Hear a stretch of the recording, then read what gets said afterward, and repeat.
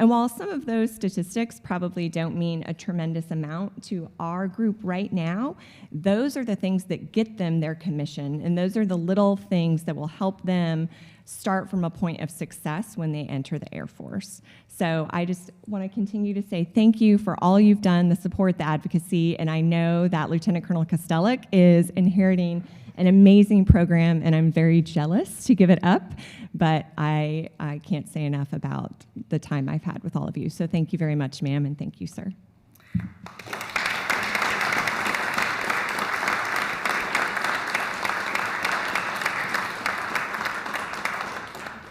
Colonel O'Neill, the LSU Board of Supervisors congratulates you on this outstanding achievement. We appreciate your service and commitment to the United States of America, the great state of Louisiana, and to LSU. So everyone, please join me in another round of applause.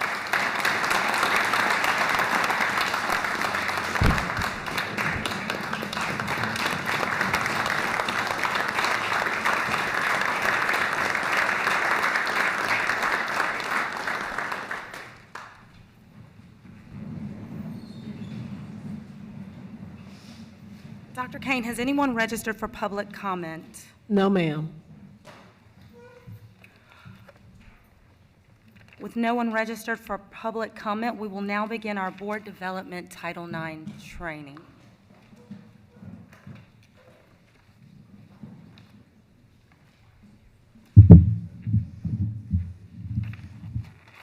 At this time, I'd like to recognize Joshua Jones, Associate Vice President for Civil Rights and Title IX Coordinator with the Office of Civil Rights and Title IX, to begin our board development training.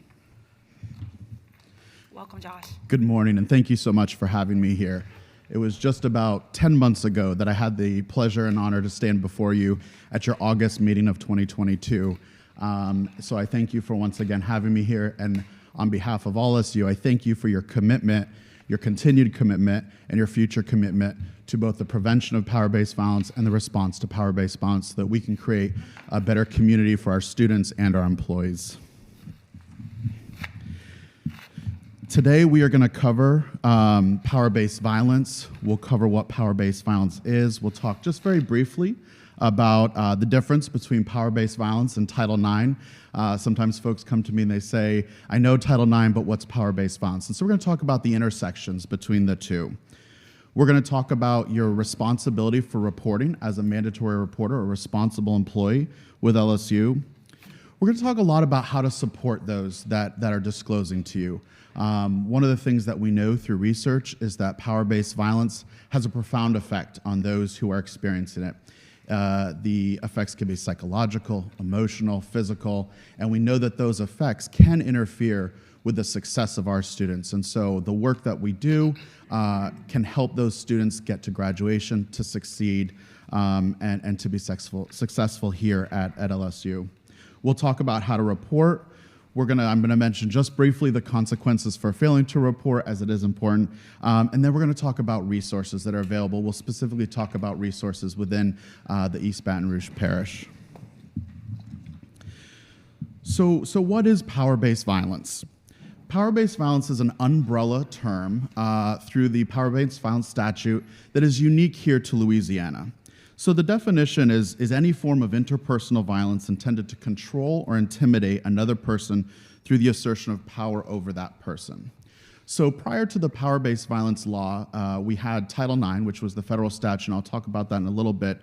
But one of the things that we've known through all types of violence is that violence occurs when one person is able to exert power and control over another person. Whether it be dating violence, domestic violence, stalking, there is a power dynamic at play. And so when that individual perpetrates an act of power-based violence, they're exerting their control over that person. Thereby that individual, the target of that control, loses some power, they lose control, and it has a profound effect on their ability to succeed. So what might be considered power-based violence? Well, power-based violence is going to include all forms of sexual misconduct. So power-based violence can be committed by anyone. It can be committed towards anyone. So some of the power dynamics that may exist on a college campus are going to include the supervisor-supervisee relationship, an employee versus a student, where that employee has power over the student. Maybe it's because of grading, maybe it's because they oversee a dissertation, maybe it's because they oversee lab work. It could be faculty and grad student, it can be student on student, it can be employee on student. Again, it's really important to recognize that power-based violence can occur by anyone to anyone. Now, we know through research and we know through the statistics and the biannual reports of all of the systems in Louisiana that we most predominantly see power-based violence reported by individuals who are female, and most often the perpetrators in those situations are male, but that is not always the case, right? It can happen to anyone. The other thing that's really important to remember is that a lot of this power-based violence is perpetrated by a very small percentage of individuals who often perpetrate over and over again, which is why it's so important that we receive these reports, that we can support the folks who are being impacted, and that we can take action regarding those who are perpetrating power-based violence. I think it's important to recognize, though, that not every disagreement is power-based violence. Right? There's all sorts of disagreements that we have, right? We're constantly navigating interpersonal dynamics. We have graduate students and their faculty advisors who may not always agree on what the dissertation topic should be. We may, once in a while, disagree with our colleagues about what the best course of action is or what we should do next. And those types of agreements would not fall under power-based violence, although sometimes folks can feel like there's pressure from those, especially when that person does wield more power than them. But again, the key part of power-based violence, it's that control and intimidation, using that power to control and intimidate another person. So at times we get complaints to our office where folks say, well, my faculty advisor is trying to control my dissertation topic, or this is happening. And we work through that interpersonal dynamic. We work with departments, we work with human resource management and others to kind of help folks navigate personal relationships with one another. Some of those most common forms that are up on the screen right now of power-based violence are going to be things like sexual assault, dating violence, domestic abuse, and family violence. We especially see domestic abuse and family violence at our graduate student population. We have a lot of graduate students who come in with partners, spouses, children, stalking, sexual exploitation. So the rise of social media, social media apps like GroupMe, Instagram, Snapchat, all of that. We see sexual exploitation where maybe a video was taken consensually but then shared non-consensually, or perhaps the video was taken non-consensually. Sexual harassment. Power-based violence also contains what I call kind of a catch-all phrase, which is it's any unwelcome sexual or sex or gender-based conduct that's objectively offensive and has a discriminatory intent. So there's a lot of other things. The Board of Regents policy does have a list of power-based violence violations, but it's not meant to be exclusive. So for example, student A tells you that another student was outside their window video recording them while they're changing. Is that power-based violence? Yes, it is going to be power-based violence. Now, one of the questions we often get is, well, in the term power-based violence, there's the word violence. And so what's important for our students and our employees to know that it does not have to be physical violence. So activities like peeping Tom activities, video voyeurism, sharing non-consensual videos, stalking, those may not have physical acts of violence, but they are still acts of violence under the power-based violence policy. And so we work to educate our students around what exactly that means. So one of the most common questions we get from students is, well, does this mean I can't ask somebody out? Does this mean I can't hug another student? Does this mean I can't do X, Y, or Z? And so what I tell students is consent is key, right? All of this is going to come down to consent, because when consent exists, there is no longer that power dynamic between individuals. They are engaging in what would be consensual behavior. So for example, if I were to just walk up to a random person that I don't know and hug them, right? There's no consent there. I don't know this individual. I don't have any pre-existing relationship with this individual. I don't know the individual. That's very different from a colleague that I've worked with for 10 years. We have a relationship. We understand from a contextual standpoint what our personal boundaries are. For some folks, they loved the 6 feet bubble. They needed a little extra personal space. Some other folks are close talkers, where you just have to kind of slowly back away every once in a while, right?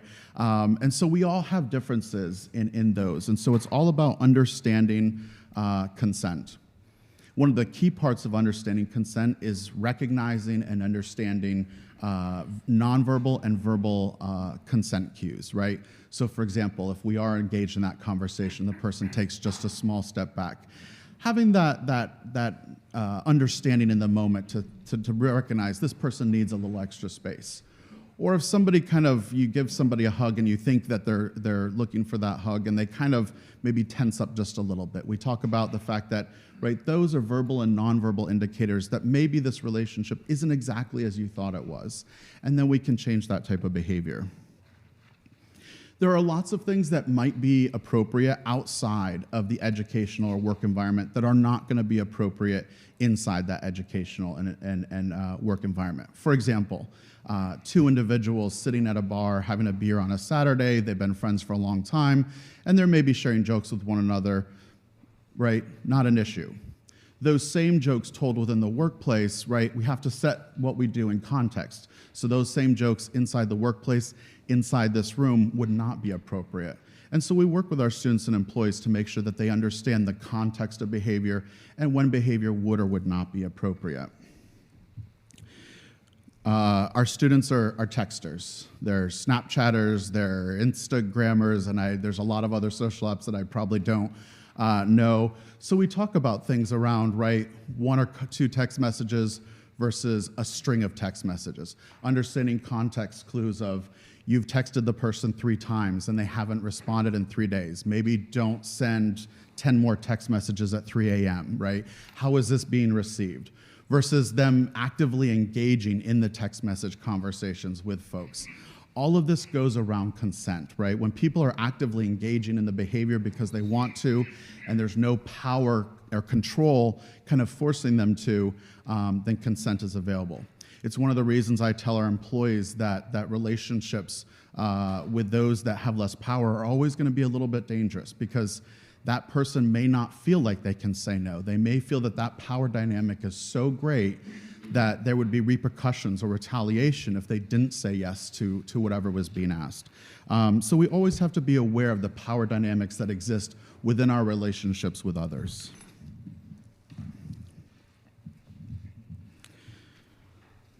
Power-based violence can occur without being sex-based. So when we talk about that definition, right, any form of interpersonal violence intended to control or intimidate another person through the assertion of power over that person, nowhere in there do we see the word gender. Now, if you look at the Board of Regents policies, the examples they give are predominantly going to be gender-based. Things like sexual assault, stalking, dating, and domestic violence. But it could include other identities. Those identities could be race-based, they could be religious-based, or really any identity that a person holds. For example, if somebody was belittling a colleague because of race, telling jokes around race or religion, that's probably going to fall under power-based violence, because there we have that power and control. If those jokes are meant to intimidate or control that other person, to bring them in line, then that's going to fall under power-based violence. Things like bullying subordinates, right? When it's based on some kind of identity, that too may fall under power-based violence. And that's where the Office of Civil Rights and Title IX's relationship with human resource management becomes so important, because there's often behavior that may cross that line into power-based violence, or it may violate other policies of just harmonious relationships in the workplace, right? We expect to work with one another with respect. It doesn't mean we can't disagree. It doesn't mean we can't kind of have those interpersonal conflicts from time to time, but we do expect that our employees and our students treat one another with respect in the classroom, in the workplace, in the labs. And so we ask that all of those incidents be reported to our office. And if it doesn't quite meet the policy or doesn't quite fall under the jurisdiction of our office, we will work with our campus partners to get that report to where it needs to go so that it can still be addressed. We're never going to not address a situation just because it doesn't fall under the power-based violence policy. We want to make sure that we're addressing these because it creates a better environment for our employees, it creates a better environment for our students, and it creates an LSU that people want to come to, they want to study, they want to work, and that's a win-win for all of us.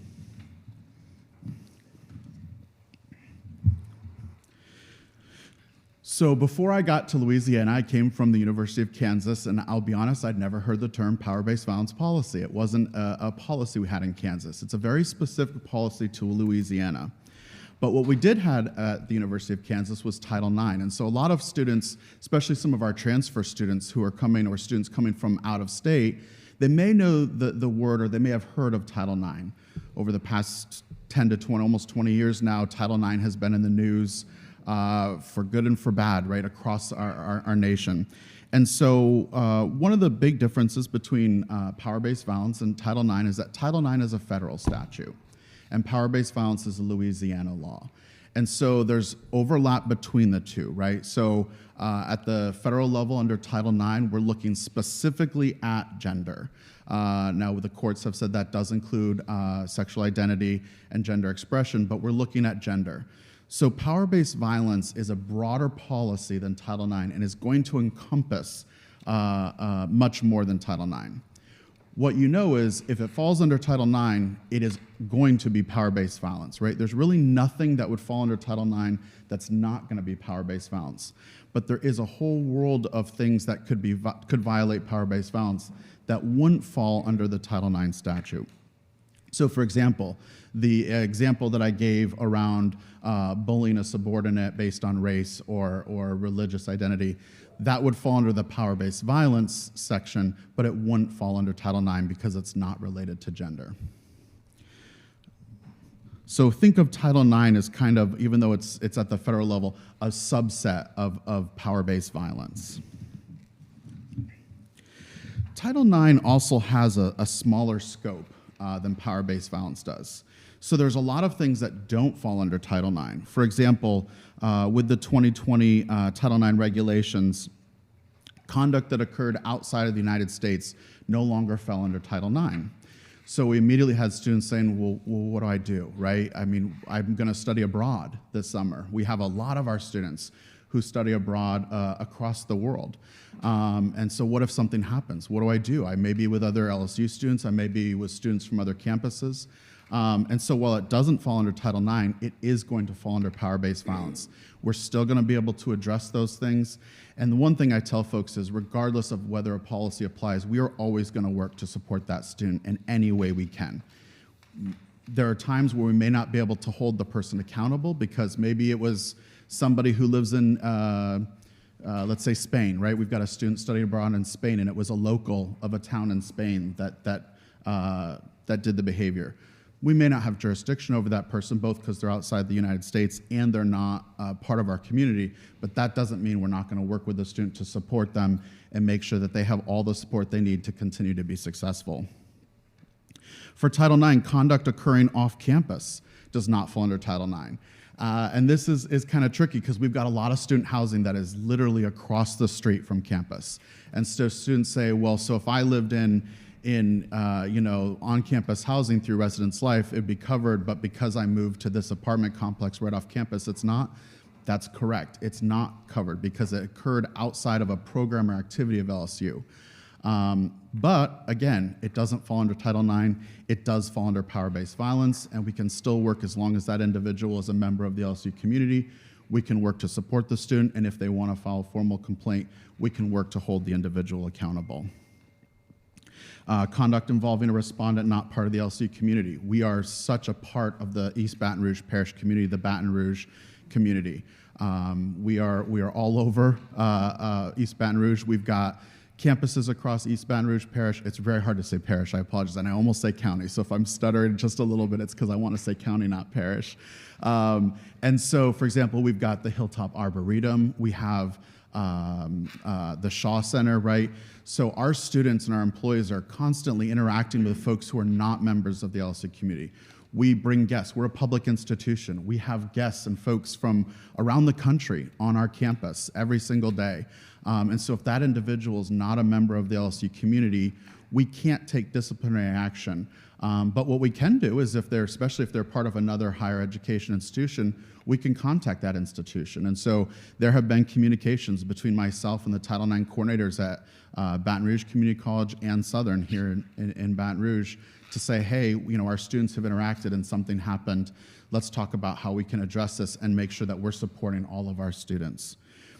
We actually in East Baton Rouge Parish have a very unique memorandum of understanding that I don't think a lot of institutions have, in that every institution of higher education, all police departments within the jurisdiction, and the DA's office are all part of one memorandum of understanding. And what this does is it allows all of us to meet together so that we're not working in isolation. We know that students move between systems from time to time, and so we're able to look at what's happening in the parish as a whole and best support all of the students who are attending all of the institutions here in Baton Rouge. Sometimes we have complaints that don't meet the policy. So for example, Title IX has a very high standard for sexual harassment, and that standard is severe, pervasive, and objectively offensive. So an example I can give you that oftentimes kind of shocks folks is I say, well, what about a slap to the butt, right? Is that sexual harassment under Title IX? And everybody says yes. And I say, I understand why you'd say that, but it's not. It doesn't meet that very high burden of sexual harassment under Title IX, but it would meet the definition of sexual harassment under power-based violence. So again, we're able to address it and hold it accountable. And finally, complaints have to be filed while the complainant is still engaged with LSU to be under Title IX. So if we have a student who leaves LSU and says, well, I was sexually harassed, so I left, and now I want to file a formal complaint, Title IX doesn't allow them to do it unless they're actively trying to re-enroll at LSU. Or let's say somebody waits until after graduation. We know that there's a lot of fear around reporting. And so somebody may choose to graduate and then say, hey, I want you to know about my experience. They would not be allowed to file a complaint under Title IX, but we could address it under that power-based violence statute. So one example would be, let's say a student reports that they experienced sexual violence at their off-campus apartment, doesn't need to be reported. Yes, it needs to be reported. Even though it doesn't fall under Title IX, it falls under power-based violence and must be reported to the Office of Civil Rights in Title IX. Let's take the example of the student withdrew. So let's say a student comes to you after a meeting and says, I withdrew from LSU because I was engaged in a dating violence situation, and my partner was very violent, so I left, but I really want to come back to LSU, but I'm scared because they're still there, and I just don't know how things would go if I came back. Would you need to report? Yes, because that's going to fall under both power-based violence and Title IX, because that a student is attempting to come back and re-engage in our program activity. The Title IX violations are very limited, so we have them up on the screen here. They are only limited to dating violence, domestic violence, hostile environment harassment. Again, so that's that harassment that is so severe, pervasive, and objectively offensive that it interferes with a student's academic performance. Retaliation, sexual assault, which would include rape, sodomy, and fondling, and stalking. Retaliation is specifically looking at retaliation for engaging in our process, for making a report.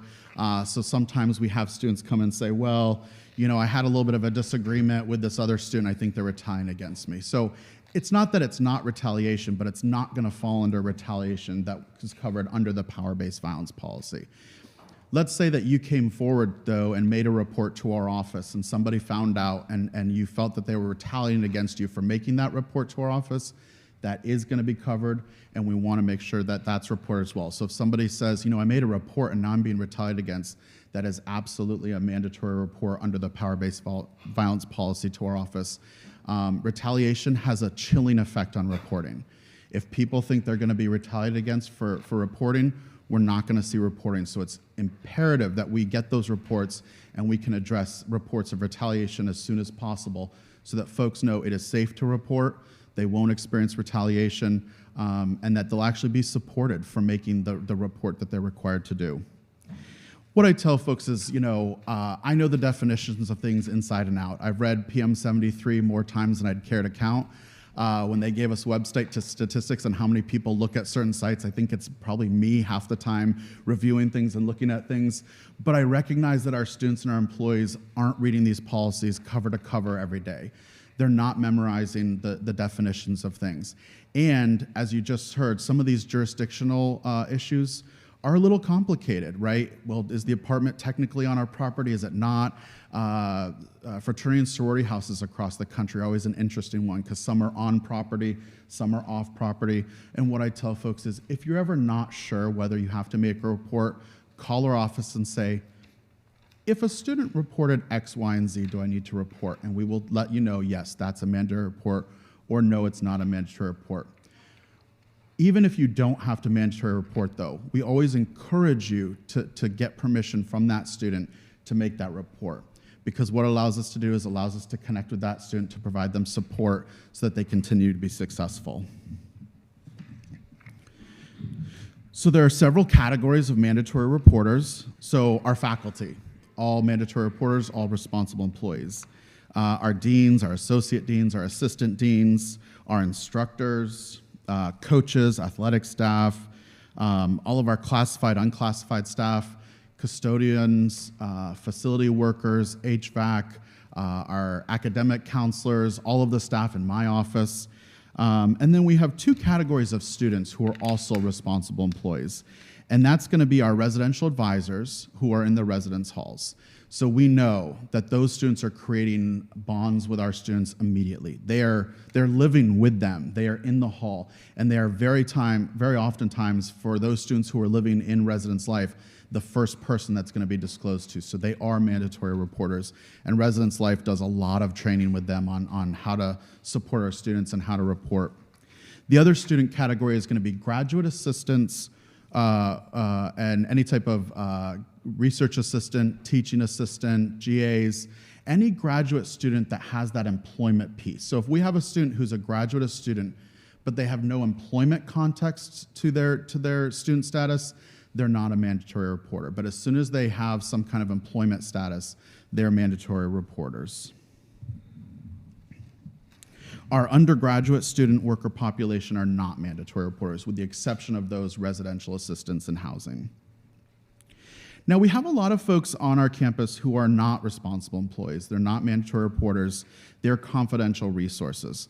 Many of them are confidential by way of some kind of special privilege, right? Maybe their profession gives them privilege.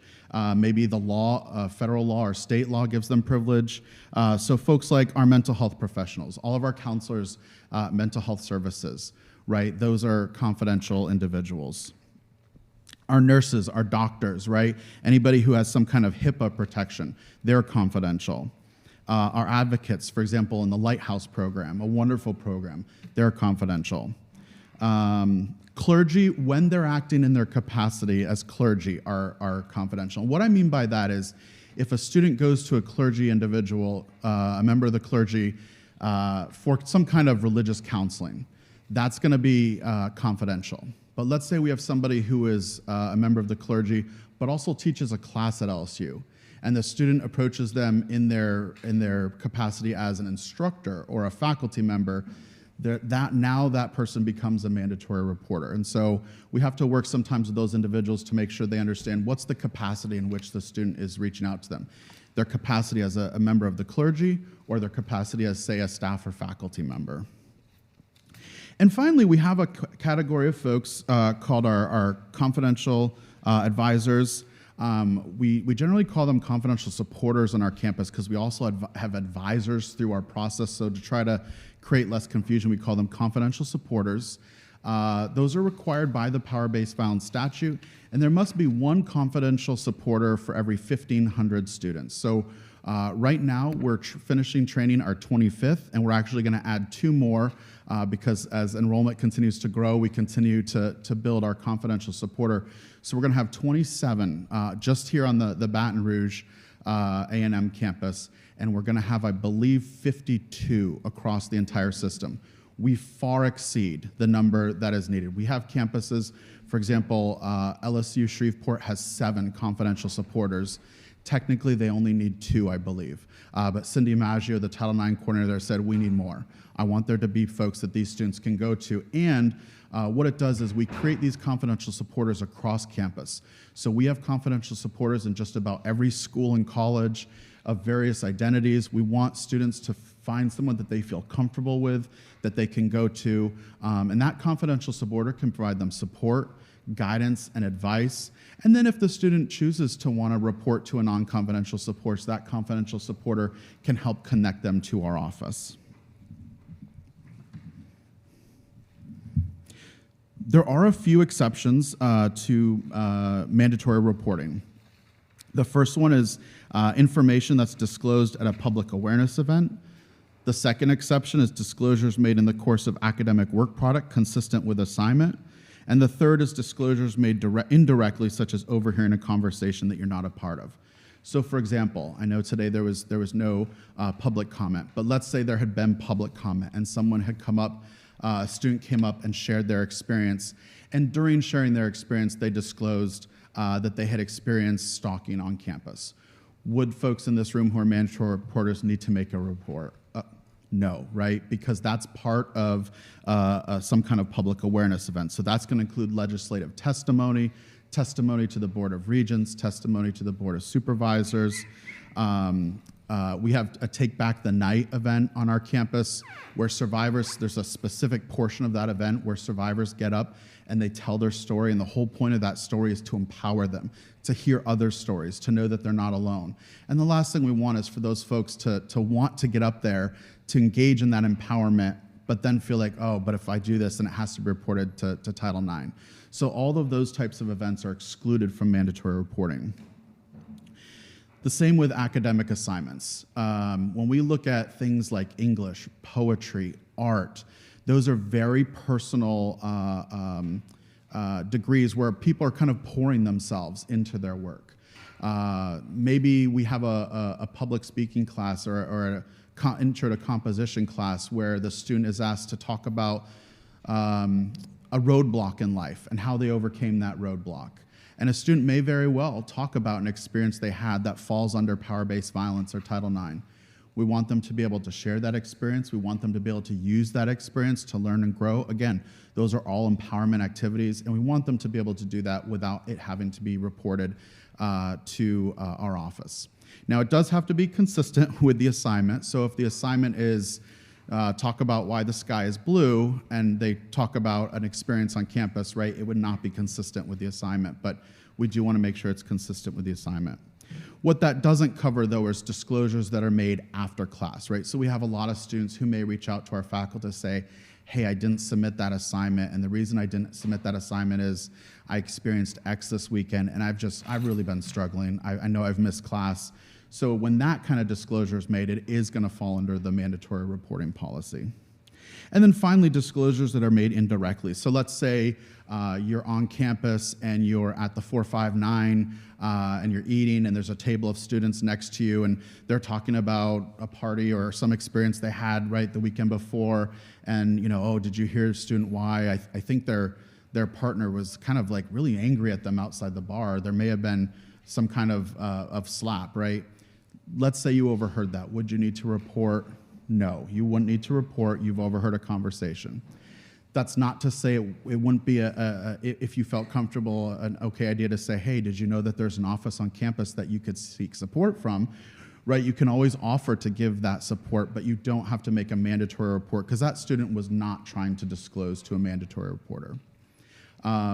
We work hard to let students know who our mandatory reporters are and who our confidential supporters are. We recently, this past year, engaged in a social media campaign to highlight our confidential supporters across campus, and our graduate student in our office did a wonderful job putting together that social media campaign. In partnership with the Office of Academic Affairs, we have syllabus language that our faculty can put into their syllabus that talks about Title IX resources and whether or not that faculty member is a mandatory reporter, because again, we want students as much as we can to know who they're disclosing to and whether that person has to take that information somewhere else. So having somebody disclose for the first time can often be nerve-wracking, right? I tell folks, the individuals in my office, the individual in Lighthouse, they make it look easy. They do this day in, day out. We have 2 licensed counselors in my office and a social worker. They are that kind of first line when students come in. I sometimes joke I'm a lawyer by trade. I think I do an okay job at being a human, but sometimes I can get a little technical around law or policy, and these folks are really just focused on our students. And that's what we need all of our employees to do. So one of the things we teach our employees through our GRACE training, it's a 2-hour training that we do in addition to the mandatory training with our employees. We have over 150 employees who have taken that training, and we're excited to continue to get it to more employees this year. But we teach them 5 guiding principles around trauma-informed care: safety, choice, collaboration, trustworthiness, and empowerment. And I tell folks, if you really follow those guiding principles, you can't go wrong. Sometimes we don't know exactly what to say, but things like, are you in a safe place? Do you feel safe? Is there someone I need to call, right? Choice. There's a lot of resources on our campus. How can I help connect you? Would you like me to walk over with you to the Title IX office? Would you like me to walk over to the Student Health Center with you, right? Making sure that they get to make that choice of what resources they engage in.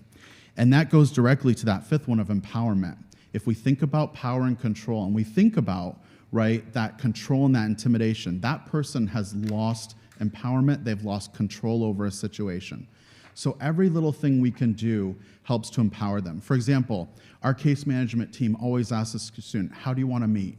Do you want to meet in person? Do you want to meet over Zoom? What day of the week do you want to meet? And I know that sounds like a very small thing, but it's those little choices that we can give the student to start making those decisions, right? We make sure that if we're meeting in person with a student, our chair is never higher than theirs, right? We don't want to be seen as looking down at them or sitting higher than them, because that helps them to feel empowered versus this person is sitting up higher than them. And it's all these little small things that we do to try to build that empowerment for that student. Collaboration. We can't work in isolation. We have to work together. And LSU has really made leaps and strides on this type of collaboration.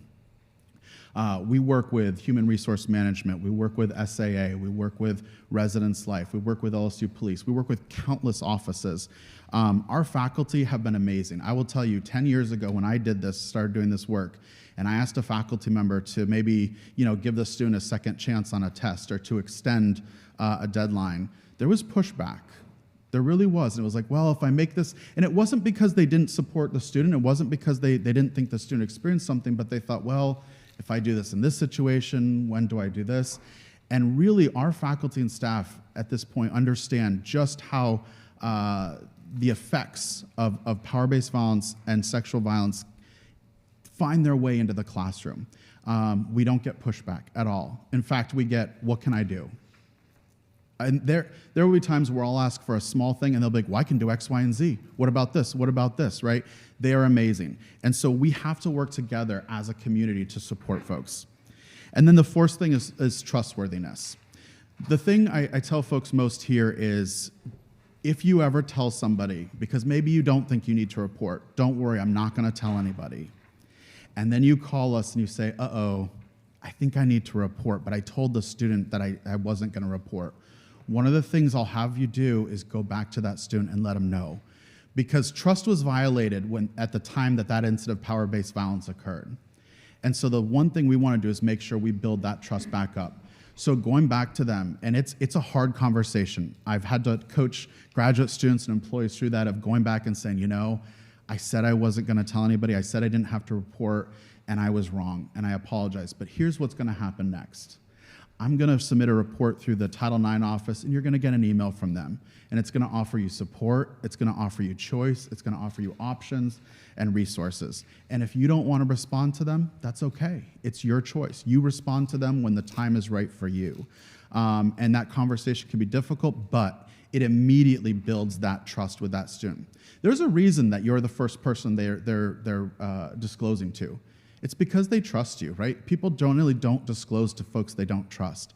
And so we just want to make sure that we maintain that trust with the student. So things that I go over with folks during that meeting is just some trauma-informed supportive skills. Things like active listening. How do we limit our distractions, right? I know it's hard. We've always got our phones on us and we're out, but put the phone down. Close the computer. Close the windows. We don't want to be distracted by the little ding of emails, right? Or the ding of text messages or the ring of the phone. It's okay to paraphrase content, right? It sounds to me like you're experiencing something difficult. Try not to label their experience. That's something that's really important in helping students find that empowerment, is for them to label their experience. So they may tell you like, oh, this weekend X happened. What we try to say is, oh, you experienced dating violence, right? Maybe they don't consider it dating violence in that moment, but it's okay to say, it sounds like that was difficult, or it sounds like you didn't want that to happen. How can I support you? Try to understand their feelings too, not just facts. Nonverbals are important, and then we just remind folks to the extent they can to be inclusive, right? And that may just be not making assumptions about a relationship, or making sure that there may be a variety of resources that this individual needs based on their own identity. So we have all sorts of things in our world, right? When we talk about bystander intervention, we have the 3 Ds, and here we have the 3 Cs: care, connect, and contact. So when we first started doing this work, when I came in 2021, and we were doing these 15-minute mandatory reporting trainings for all of our staff and faculty around campus, they said, okay, first thing I have to do is report. First thing I have to do is report. And I said, let's take a step back. You do have to report, but let's have that be the third thing you do, right? The first thing you do is show care for the student, right? Providing empathy, providing support, those little things like, I'm sorry that happened. How can I support you? What do you need? The second is connect. Maybe there are resources they need right there in that moment. Maybe they want to reach out to LSU police. Maybe they want to go to the student health center. Maybe they haven't had a SANE exam and they don't know how, but they want to have a SANE exam. And then finally, that third C, that's the contact. Once the student is safe and that you've kind of had that conversation with the student after they've left your office, after you've connected them with their resources they want to in that moment, that's when you can sit down, go online, and I'll show you how to report, make that report. But really, I don't want that to be the first thing that folks are thinking of. I want the student, right, how do we center our students and center that individual in the moment? One of the things that we can do through our office is provide supportive measures. So the most common supportive measure that we provide are probably academic in nature, things like excused absences. The student just didn't want to get out of bed. Or maybe the other individual involved in the situation is also in that class and it just was like, I can't go to this class yet. Extended deadlines. Students miss work. They get depressed. They get distracted. They're just not able to focus on their homework or studying for a test. So we help kind of extend those deadlines. Sometimes we need to make up work. So we've had students who something happens on a Sunday evening. They're supposed to have a midterm on Monday morning, and they just don't go. And maybe they didn't contact anybody. They're embarrassed, they're ashamed. And so we work with them, we work with the faculty members to say, what can we do to catch the student up? How can we provide a makeup to this student? Housing is another thing we work with students a lot. So when our students are in residence life, many times the other individual involved is going to be on the same floor or same hall. We may move a student. For our students who are off campus and need support, we can provide emergency housing through residence life. It is fairly short in nature. It's usually, I think it's 3 to 5 days. And then if they needed longer term housing, we would connect them to the IRIS domestic violence shelter here in East Baton Rouge Parish. Let's say they have an on-campus job and didn't show up for work, and they're like, I think I'm going to get fired. We'll work with their supervisor to help them understand why the student didn't show up for their on-campus job and how we can get them back connected to that. We do issue no contact orders. This is probably also one of the most common of just, I don't want this person to contact me anymore. I don't want them to text me. I don't want them to email me. I don't want them to be allowed into my room. And so it's really just a separation. It says, hey, I'm not making any judgment on what happened. We haven't investigated it. But for everybody's safety, let's just separate these individuals and see if we can't diffuse the situation in the meantime. We work with our students on safety planning. So in the vast majority of our cases, the other student is not expelled, they're not suspended, right? In fact, many of these folks, many of the people that come forward to us and report don't want to go through a formal process. That means the other individual is going to remain on our campus. So we work with them. How do we get you to graduation? How do you feel safe, right? And so both our case management team and the Lighthouse program will work through them on safety planning. What time do you leave campus? How's your ride home? What's the route you walk across campus, and all of those things. And then finally, there's health and mental health resources, including our counseling services through mental health services and medical services all through the Student Health Center. From time to time, we have employees say, you know, Josh, I know I have to report, but I don't think they meant to disclose to me, and they don't want me to report. And I kind of feel bad about reporting, right? You've talked to me about empowerment, but if they don't want me to report and I have to report, isn't that kind of taking that power away from them? And it's okay to have what we call that conflicted mandatory reporter feeling. And what we tell them, you know, it is the law, we can't get around the law. But what you can do is work with that student and help them understand what's going to happen next. So I had a very well-intentioned employee who said, well, I just tell them, you know, I have to let the university know. And the student said, are you going to tell the president? Who's going to know, right? If you say the university, and I say, let's back away from that language. Let's say, I'm going to make a report to the Title IX office, and their case manager is going to reach out to you, and they're not going to disclose that information to others unless you want them to, right? So once they know where that information is going, who's going to see the information, and what's going to happen next, they can kind of take that breath of, okay, this isn't so bad, right? I thought all my professors were going to know. I thought my supervisor was going to know. So helping to kind of helping them understand those next steps demystifies the process. The other thing, again, is you can just say, you know, I appreciate your trust. While I still have to report to the Title IX office, do you want me to connect you to a confidential resource, right? And then you can connect them to our Lighthouse program or any of our confidential supporters on campus. The kind of motto, and it's a little bit cheesy, right, that I tell folks is report equals support. It really is that simple. Report equals support. It allows us to support the student, whether it be services, resources, we get to support that student. Another question I get sometimes is, well, what if somebody retaliates against me for reporting? So this is a little bit less likely in situations where a student is reporting, but sometimes people say, well, you know, what if my supervisor, right, retaliated against me?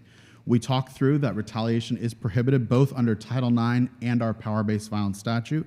We take retaliation very seriously, and we will work quickly to address it. It may mean making immediate actions as far as removing somebody from a reporting situation or taking interim measures. Again, retaliation has a chilling effect on reporting. We must make sure that it doesn't happen. The other thing that I talk to folks about is immunity under the power-based violence policy. So people acting in good faith shall be immune from disciplinary action of violations of code of conduct reasonably related to that incident.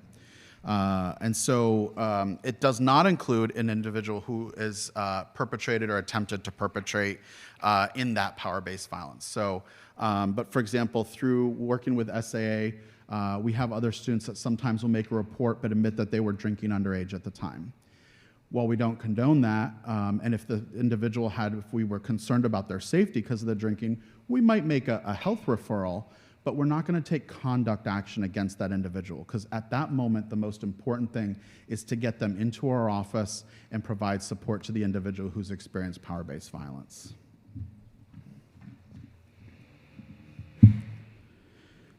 So The power-based violence policy does state that a responsible employee who knowingly fails to make a report or with the intent to harm or deceive makes a false report shall be terminated.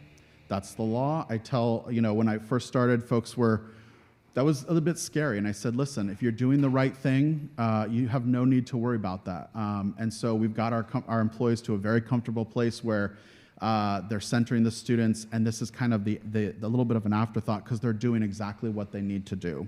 Sometimes folks ask, well, how would that be decided? And what we tell them is we would use any existing disciplinary procedures to enforce that failure of report. So it may, if it was a graduate student, there may be one process. If it's a faculty, it would go through a PS 104 process. And then if it's a staff, there's processes through HRM. I will say we've had no instances since I started 2 years ago of a failure to report that's been reported to me or a false report. All right, so how do we make that report? So if you were to go to lsu.edu/support, it is our support website. There on the main page, there are 3 boxes. And the box all the way to the left says reported incident. If you click on that, it's going to give you some information about mandatory reporting, and there's going to be a second big button that says make a report.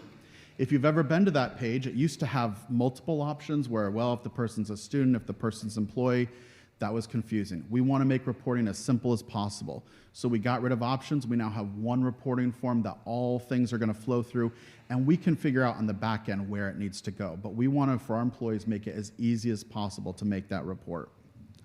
If you have the LSU app, and I encourage you to download it, you can also go right onto the LSU app. And once you click into the app, there are a series of icons. The icon at the top right of the app says Survivor Support. And when you click on that, it brings you to a screen that says Domestic and Sexual Violence Support and Reporting. And right there in the middle of the page is a reported incident option. So you can use that, and you can actually report right from the LSU mobile app.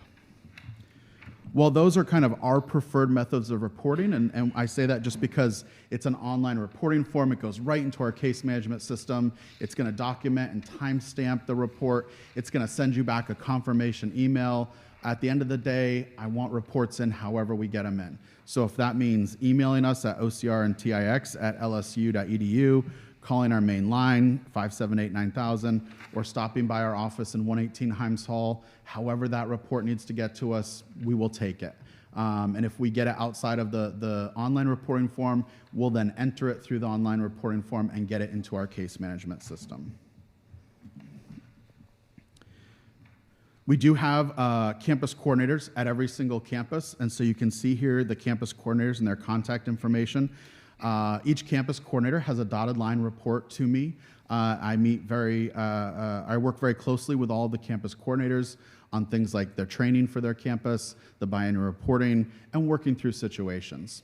Any formal complaint of power-based violence or Title IX that meets that jurisdiction does come to the Baton Rouge campus for investigation. We have full-time investigators. This is what they do all day, every day.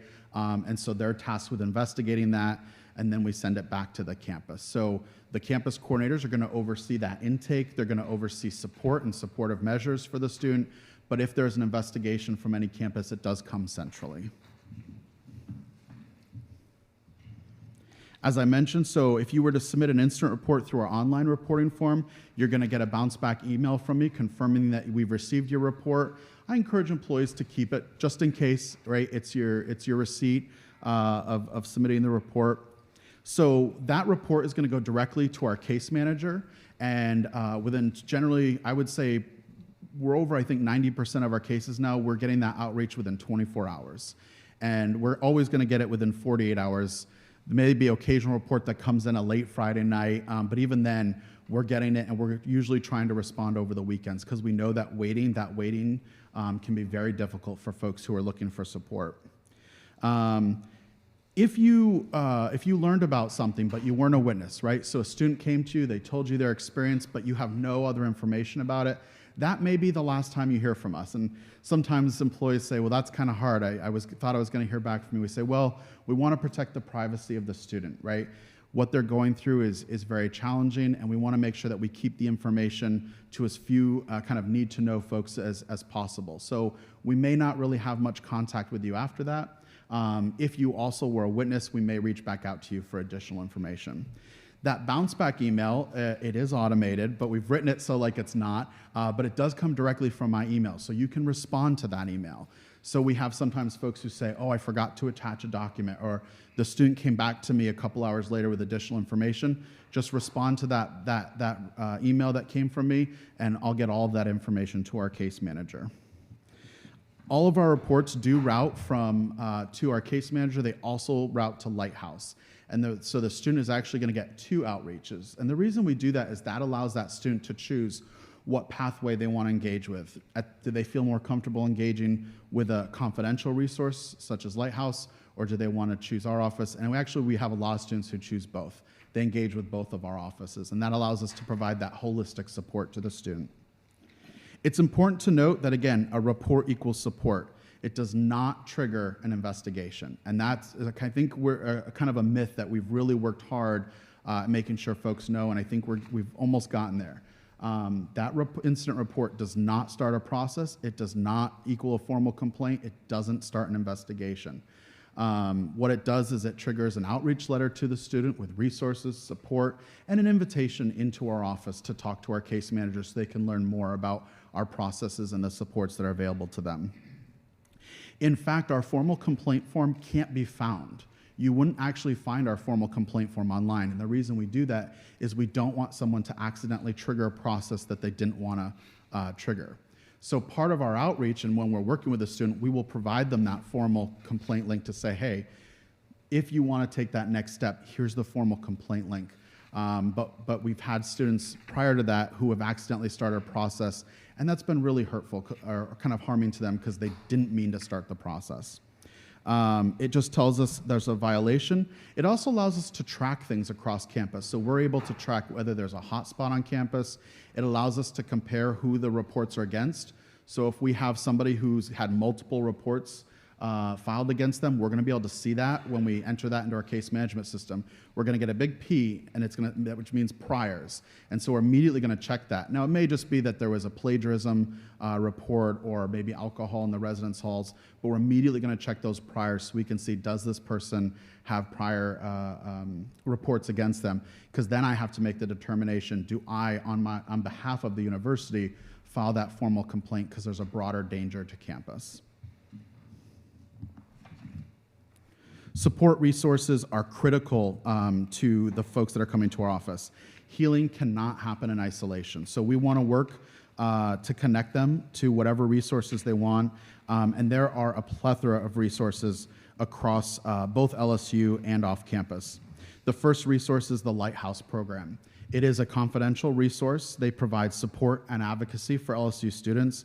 And one of the key things that they do through their office is they can coordinate evidence collection. So after specifically a sexual assault, evidence collection can be done up to, I believe, 5 days now. It used to be 72 hours, and they extended that. And so the SANE exam, or the Sexual Assault Nurse Examiner program, is run through the East Baton Rouge Coroner's Office, and they can deploy a SANE nurse out to any hospital or emergency room in the area. And so a student can work with Lighthouse. The program will deploy a SANE nurse to the Student Health Center, and that SANE exam can be done right there between the hours of 8 and 5 p.m. If the student was looking to get that exam after hours, we can connect them to a local hospital in East Baton Rouge, and again, that SANE nurse will be deployed. They can provide medical care, emotional support. Just like our office, they can arrange for safe housing, academic supportive measures, and they can work with a student to file a police report off campus or a report on campus. Lighthouse is housed within the Student Health Center, which also has medical care for students. So if there are any type of physical injuries, or they can have those treated, tests for STIs or pregnancy, medical screening. Again, there's information about the Sexual Assault Nurse Examiner.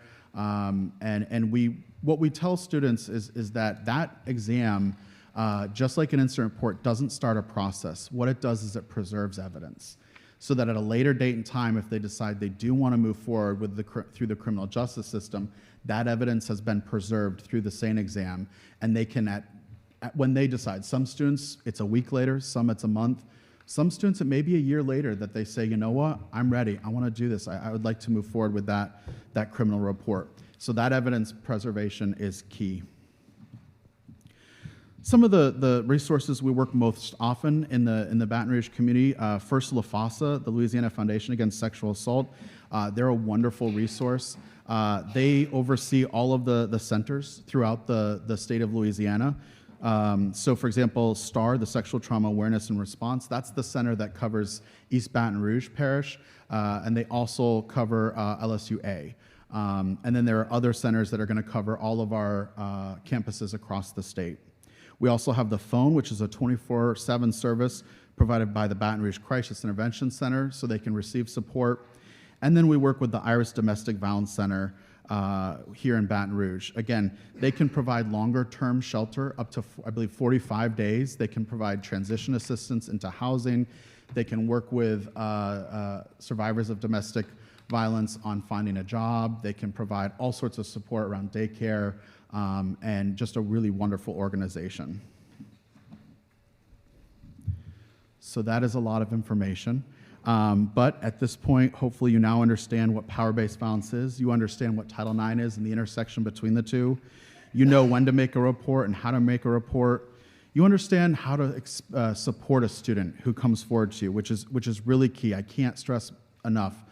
That first interaction that student has is going to be critical, because if that interaction, they feel this person cares, and oftentimes it becomes LSU cares. We are all members of the LSU community, and together we can work to both prevent this from happening, but if it happens, we can support those students and make sure that they can be successful here at LSU. So thank you again for having me. I really appreciate it, and I look forward to hopefully being invited again next year. Thank you for your presentation. Thank you, Mr. Jones, for your presentation. Unless there is an objection, I move that we recess for committee meetings. Moved and properly seconded. Hearing no objections, the board is in recess. Supervisor Armenteur, please convene the academic committee. Thank you, Madam Chair. Dr. Kane, would you please call the roll of the academic committee? Mr. Brown? Mr. Luke? Here. Mr. Armenteur? Here. Mr. Mallett? Here. Mr. Morrow? Here. Mr. Starnes? Here. Mr. Temple? Ms. Werner? Mr. Williams? Here. Chairman, you have quorum. Thank you, Dr. Kane. Provost Haggerty, would you please present the first item? Thank you, Supervisor Armenteur. So on the full agenda, the first item is a recommendation or a request for a recommendation to approve. Actually, it's a recommendation, you have to approve it, to approve the LSU campus's 3-year academic plan. So this is relatively new. The Board of Regents, this is the second time that you've done this. They request an annual academic plan, and this step removes the letter of intent phase that we used to have and replaces it with an annual academic planning process. The purpose of this academic plan is to facilitate statewide coordination of academic degree program offerings. The annual academic planning process provides the opportunity for collaboration among institutions, and it encourages innovation in program design to meet employer and student needs and minimizes unnecessary program duplication. So the academic plan, which you have in your packet, is a comprehensive list of intended degree programs and academic unit additions, terminations, reconfigurations, and consolidations for the next 3 years with relevant details for each. We're not required to do these. Everything that we would do would still come before you. Plans change. It just gives the Board of Regents an opportunity to see what we're thinking about. And the academic plan must be approved by the Board of Supervisors before being submitted to the Board of Regents for their September agenda. So, Supervisor Armenteur. Thank you, Provost. Is there a motion to approve the item? So moved. Mr. Williams, second. Who moved? Yeah. I did. Mr. Mallett. All in favor? Aye. Aye. Any objection? And the motion is approved. Provost Haggerty, would you take number 2? Yes, sir. The second item is a request from LSU A&M to establish the graduate certificate in future faculty. The grad school and the College of Human Sciences and Education have jointly created a certificate program to prepare doctoral students and other graduate students for an academic career in a variety of institutional types. The program focuses on foundational pedagogy at a university or college setting, effective teaching in diverse classrooms, and readiness for navigating a full range of faculty roles in teaching, research, and service. The grad certificate will enhance the placement of LSU graduates in faculty positions in universities and colleges around the country and abroad, actually. It will be offered both on campus and online. Since the early 1990s, the Association of American Colleges and Universities and the Council of Grad Schools have identified the need for preparing future faculty to address the mismatch between doctoral education and the needs of colleges and universities. The traditional PhD, as you know, is a research degree.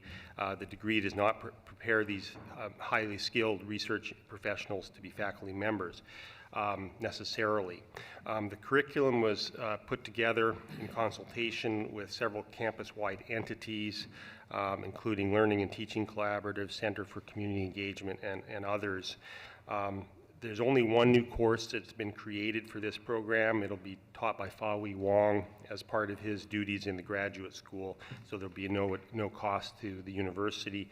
We've put in place safeguards to prevent this from adding time to doctoral students' time of study and in terms of limitations of who can participate. The projected enrollment is modest, starting at 5 and increasing to 20 by year 4. Again, no costs associated with the program, and it's really intended to prepare our graduating PhDs for success as academics. Thank you, Supervisor Armentrout. Provost. Committee members, is there a motion to approve the item? So moved. Mr. Millett? And Mr. Williams seconds. All in favor? Aye. Any objection? And that motion is approved. Provost, can we go to item number 3? Thank you, sir. Third item is a request from A&M to establish the Welge Food Beyond the Farm Graduate Certificate in Agribusiness. And this is the College of Agriculture and the College of Business at LSU A&M are proposing a 12-hour Welge Food Beyond the Farm Graduate Certificate in Agribusiness to train students in supply chain and transportation logistics in the food industry. The certificate will provide an excellent opportunity for students to gain the skills necessary to become successful entrepreneurs, managers, and executives in the food industry, and provide students with a way to gain experience needed to transition into a career in the food and the agriculture industries. It will be offered 100% online. The driving force behind the creation of this is the family of alum Don Welge, who was president and CEO of the Gilster Mary Lee Corporation, and Mr. Welge and his family had solicited 44 letters of support for this program from widely known industry partners, including McDonald's, Quaker Oats, the Illinois Farm Bureau, Save Mart, and Walmart. The list goes on. Nationally, there are more than 180,000 average annual openings, but only about 11,000 completers, so there's a significant demand for this. Projected enrollment starts at 15, increasing to 30 in year 4, with revenue growing from a little over $200,000 a year to just about $400,000 a year, accounting for the generous donation from the Welge family of $250,000, which provides the startup necessary to get the program going. Thank you, Provost Haggerty. Is there a motion to approve item number 3? Mr. Mallett? Motion to approve item number 3? And is there a second? Second. Mr. Williams. All those in favor? Aye. Aye. All those opposed? And the motion carries. Provo Hagerty, let's take up number 4. Thank you, sir. It's a request from LSU Alexandria to establish an undergraduate certificate in echocardiography. LSU Alexandria is proposing an undergraduate certificate in echocardiography to train students to become cardiovascular professionals to assist in the performance of diagnostic ultrasound procedures in cardiac units. The certificate totals 47 credit hours, and it'll be taken in a hybrid modality, some face-to-face, some online, some, in fact, in the clinics. The certificate may be obtained as a post-associate or post-bac degree certificate or as a standalone certificate during studies as an undergraduate. The program will provide opportunities for individuals holding the Associate of Science in Radiologic Technology from LSU Alexandria to continue their education. In addition, students not accepted into clinical phases of the Associate of Science in Nursing and other science or health sciences programs may be interested in the program. The certificate could potentially serve as a pipeline to other allied health bac degrees at LSUA as well. The undergraduate certificate was developed in collaboration with local hospital administrators and cardiologists who have expressed concern for the critical shortage of echocardiographers in the region. There's a current and pressing need for echocardiographers in the RLMA, the Workforce District number 6. No institutions in RLMA 6 currently offer a program in this. Projected enrollment starts at 12 students, increasing to 17 in year 4, with revenues increasing from a little over $80,000 a year to nearly $120,000 a year, which will far exceed the costs associated with the program. Sir. Committee members, is there a motion to approve number 4? Second. Mr. Smollett, second. Mr. Williams moves. All in favor say aye. Aye. Any objection? And the motion is approved. We will now go to item number 5. Provost. Thank you, sir. The 5th item is a request from the LSU Agricultural Center and LSU A&M for an initial designation as a center of research excellence for the study of invasive species. LSU A&M and the Ag Center are proposing a virtual center without walls that brings scientists together to solve problems associated with the invasive species in the lower Mississippi Delta region. Invasive species cause an enormous amount of damage statewide, $120 billion in loss to the food and fiber sector in the economy. Currently, that's actually nationwide, I think, that number.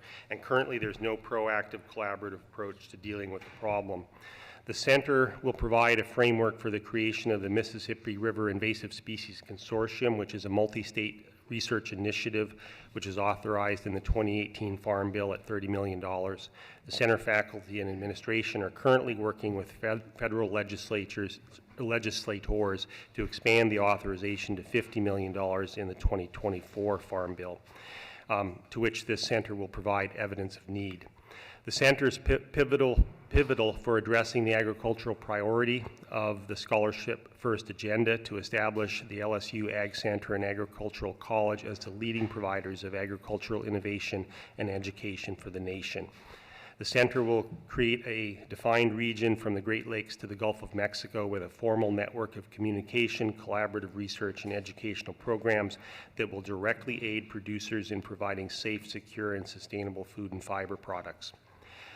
Total revenue secured for the next 5 years amounts to $22 million annually. All funds committed are allocated from the Ag Center's existing budget. The sources of funds include state general fund, federal capacity funding for research, in other words, the Hatch Act, and various industry and federal grants. Sir. Thank you, Provost Hagerty.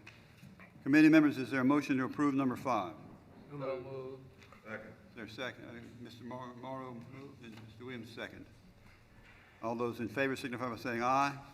Aye. Any objections? And the motion is approved. Provo, we will now go to item number 6. The last item on the full agenda is a request from LSU A&M to award a posthumous degree to Mrs. Mary Veronica Lee. Following PS 86 guidelines, the School of Library and Information Science and the College of Human Sciences and Education would like to award Mrs. Mary Veronica Lee the MLIS, a Master of Library and Information Science degree, posthumously.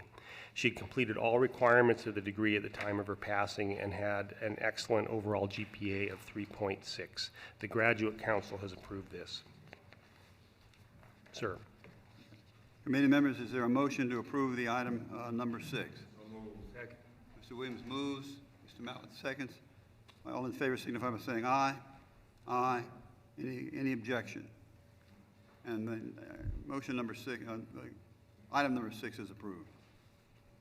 We will now go to the consent agenda. There are several routine business items that include requests for establishing professorships, space naming requests, academic centers, programs, and foundation chair. Provost Haggerty. Thank you, sir.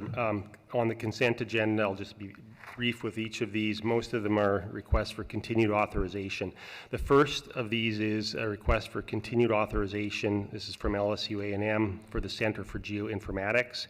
A&M seeks continued authorization for this center for another 5 years. The center was first granted approval by the Board of Regents in 2001.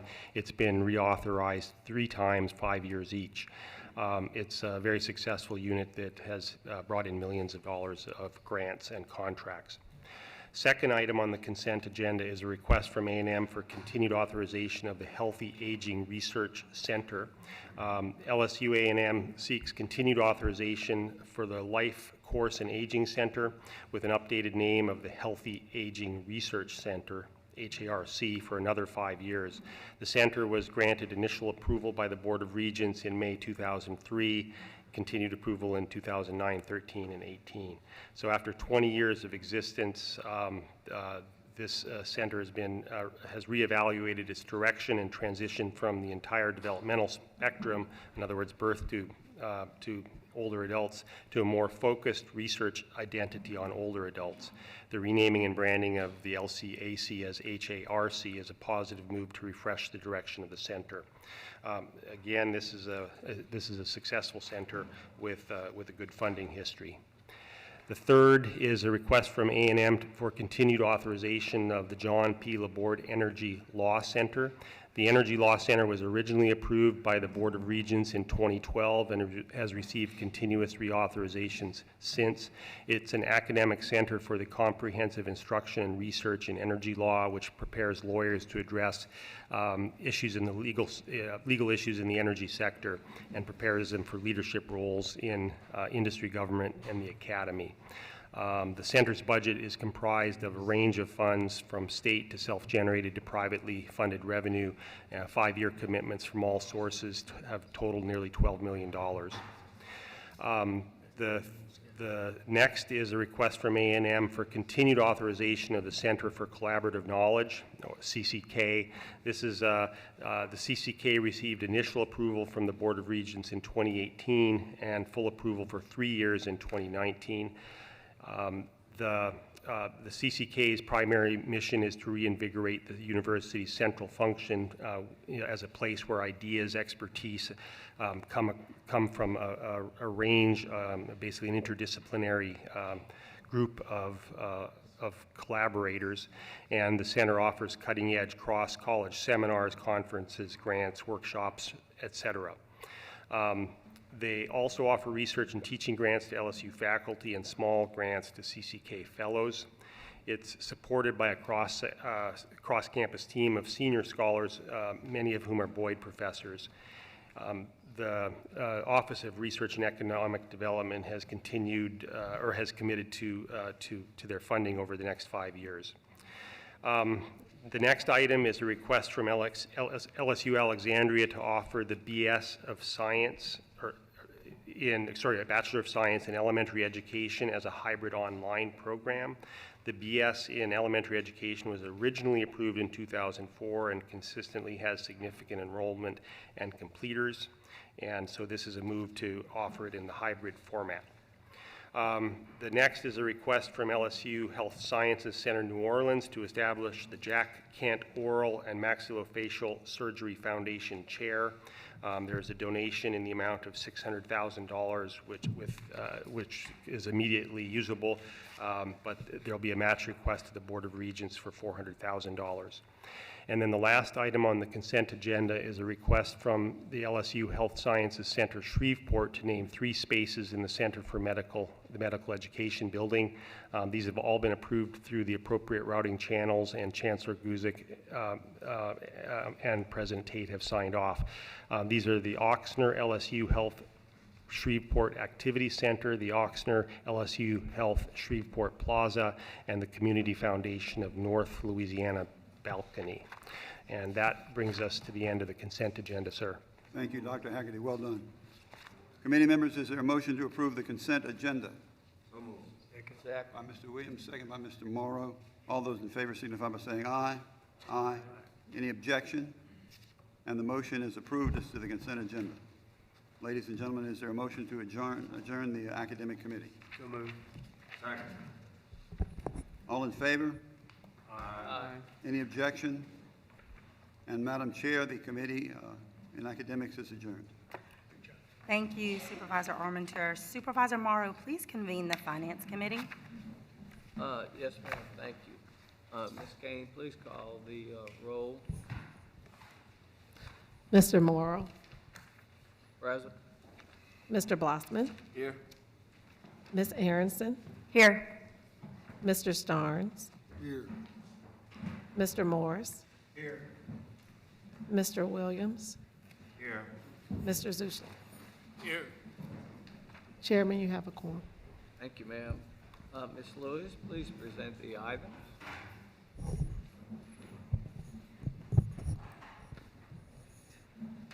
Thank you, Mr. Chair.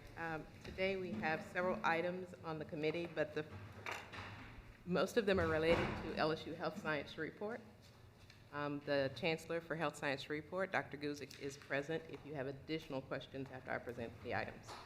Thank you. The first item on the agenda is the request to approve the budget for the next fiscal year related to the Carol W. Weiss Cancer Center. The legacy account for that center was created in 1997 to support cancer research at the Feisweiler Cancer Center, which is located at LSU Health Shreveport. The Feist Legacy account was established, and the funding sits with the LSU Health Sciences Foundation. Every year, the Chancellor submits a budget for approval, and once approved, that budget comes to this board for approval of the use of those funds. The actual center that we're talking about was created in 1993 as a Center for Cancer Excellence by the Louisiana State Board of Regents. In 2022, late 2021, early 22, the center started restructuring itself in its clinical and research organization to align with the NCI initiative. As President Tate has said, LSU is pursuing the NCI initiative, and this year's request is to support the clinical research needs, seed packages for faculty retention and recruitment, and equipment upgrades associated with that work. The total is $3.6 million. All right. Any questions? If none, is there a motion to approve the item? I second. All right. So moved by Mr. Morris and second by Mr. Zuschler.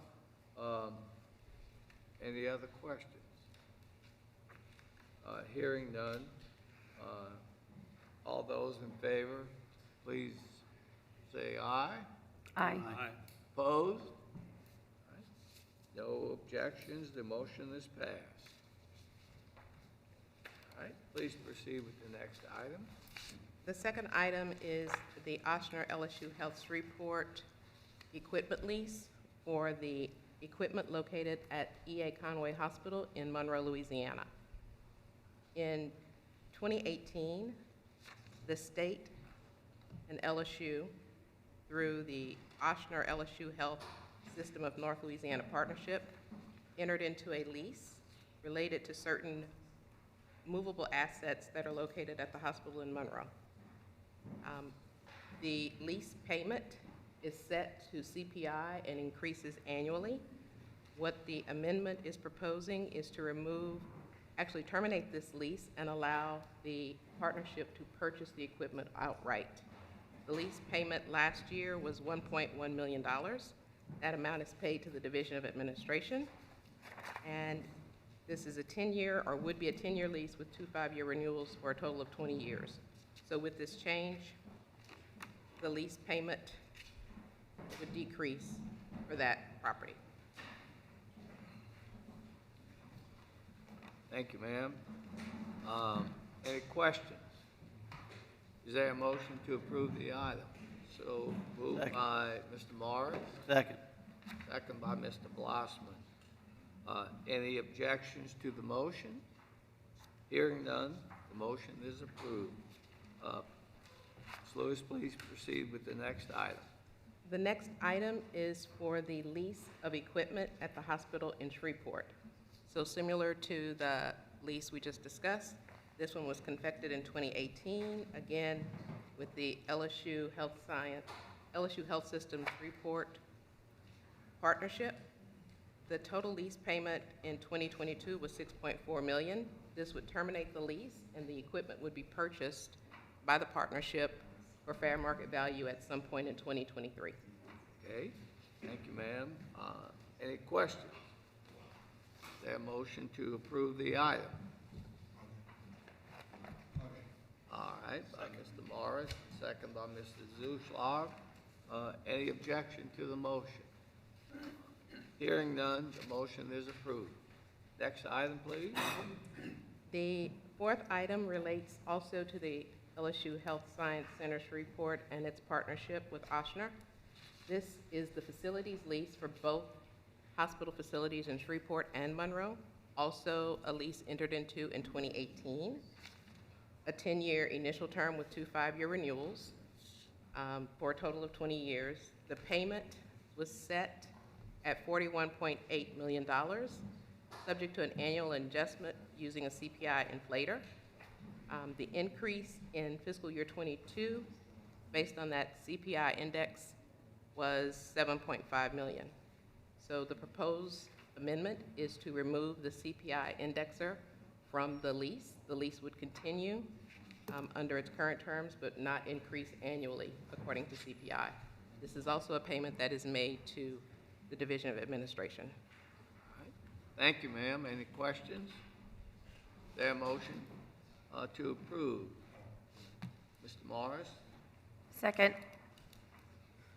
Ms. Aronson? Any objections to the motion? Hearing none, the motion is approved. Next item, Ms. Lewis, please.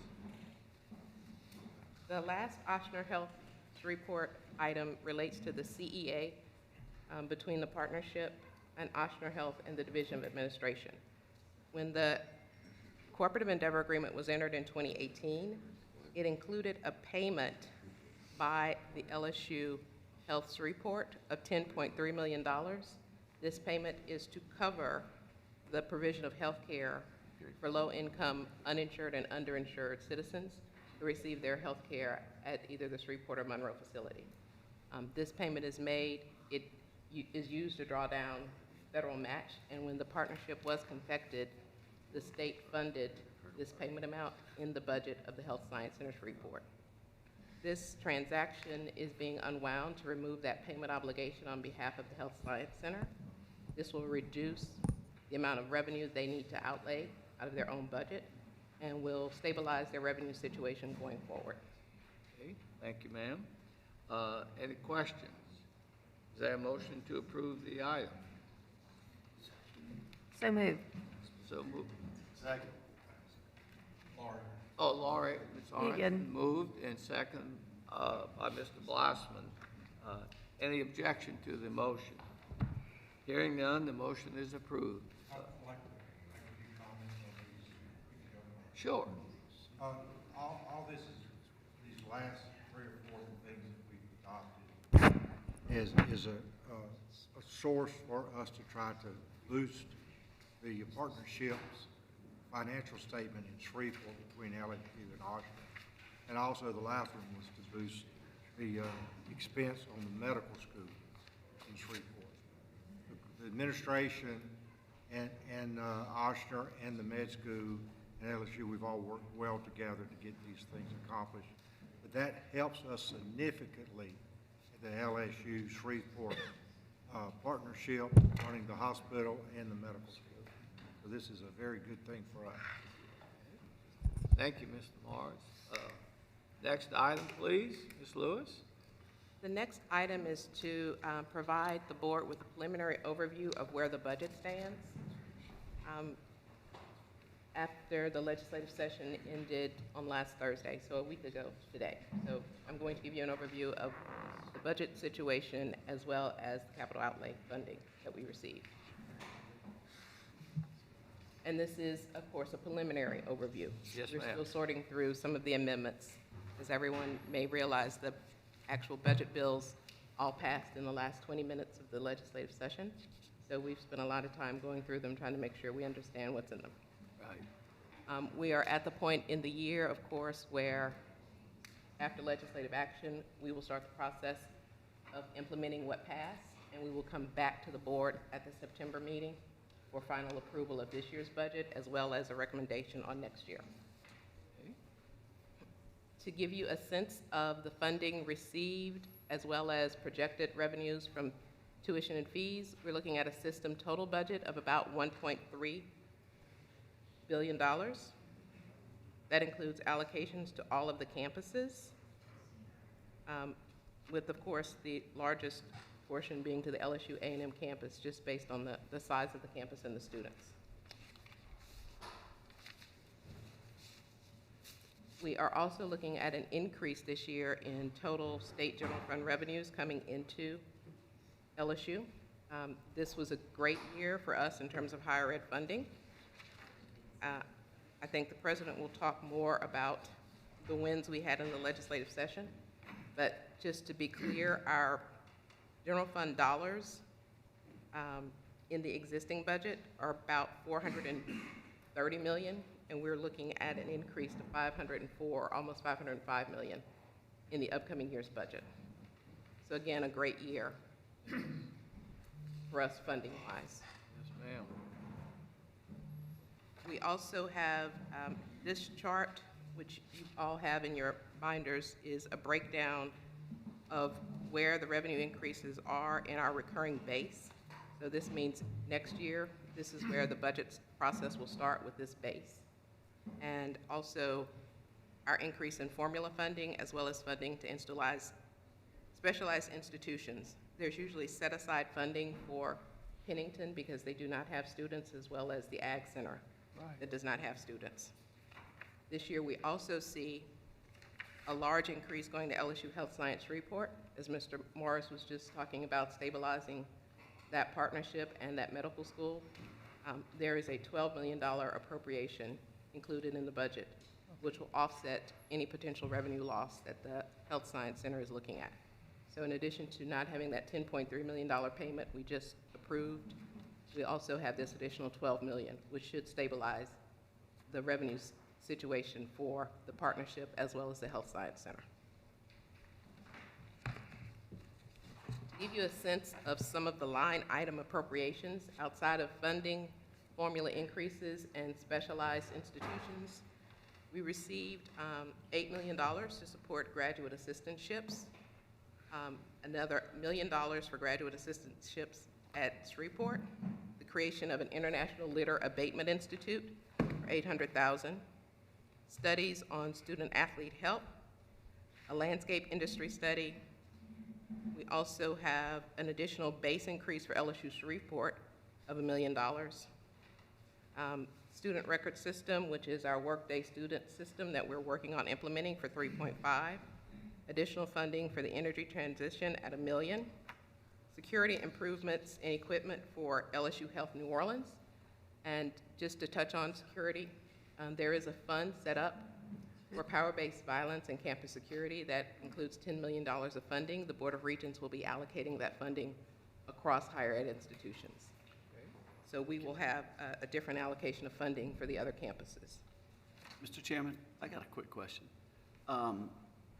Just following along, energy platform, energy transition, it says 5 million. I thought you said $1 million. If I did, Okay. it's 5 million for It's them. 5 It was million?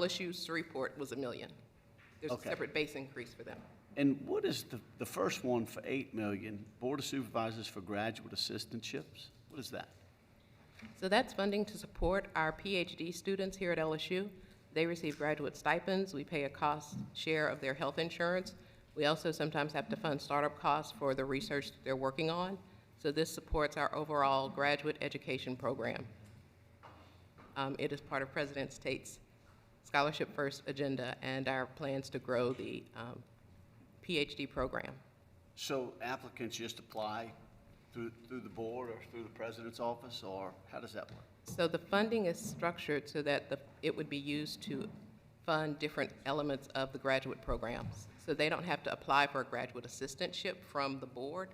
Those assistantships are handled through the regular process in each college for how they hire PhD assistants, how they do research assistants.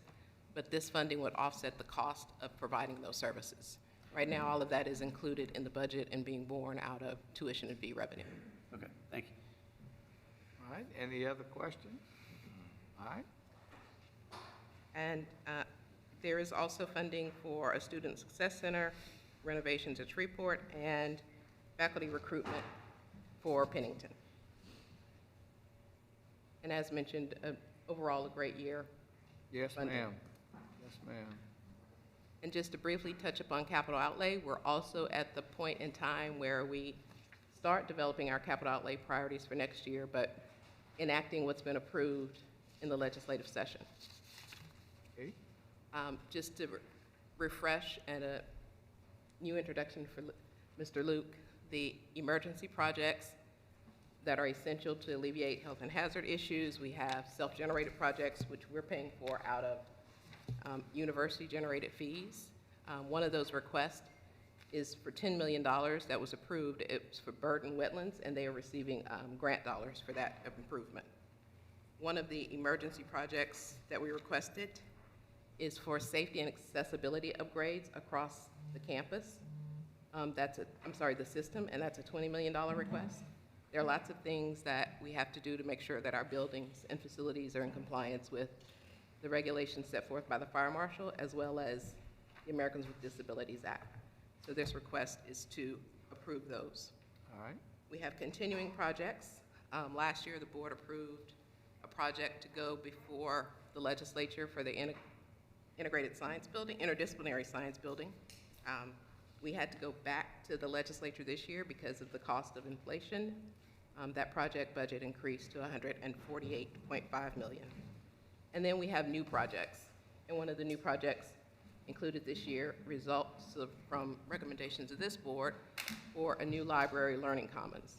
So we're happy to say that we received funding to start that project as well, and that's $152 million. The next slides go through the various projects, new projects including funding for improvements at the Health Science Center New Orleans Dental School, the Center for Advanced Learning in New Orleans, STEAM Innovation Center addition for LSU Eunice, Downtown Health Service Center at LSU Alexandria, and then the Ag Center.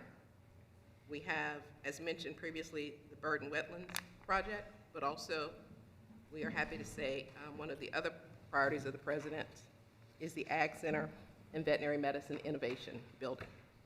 So all of those receive funding for a total in new project funding of $191 million.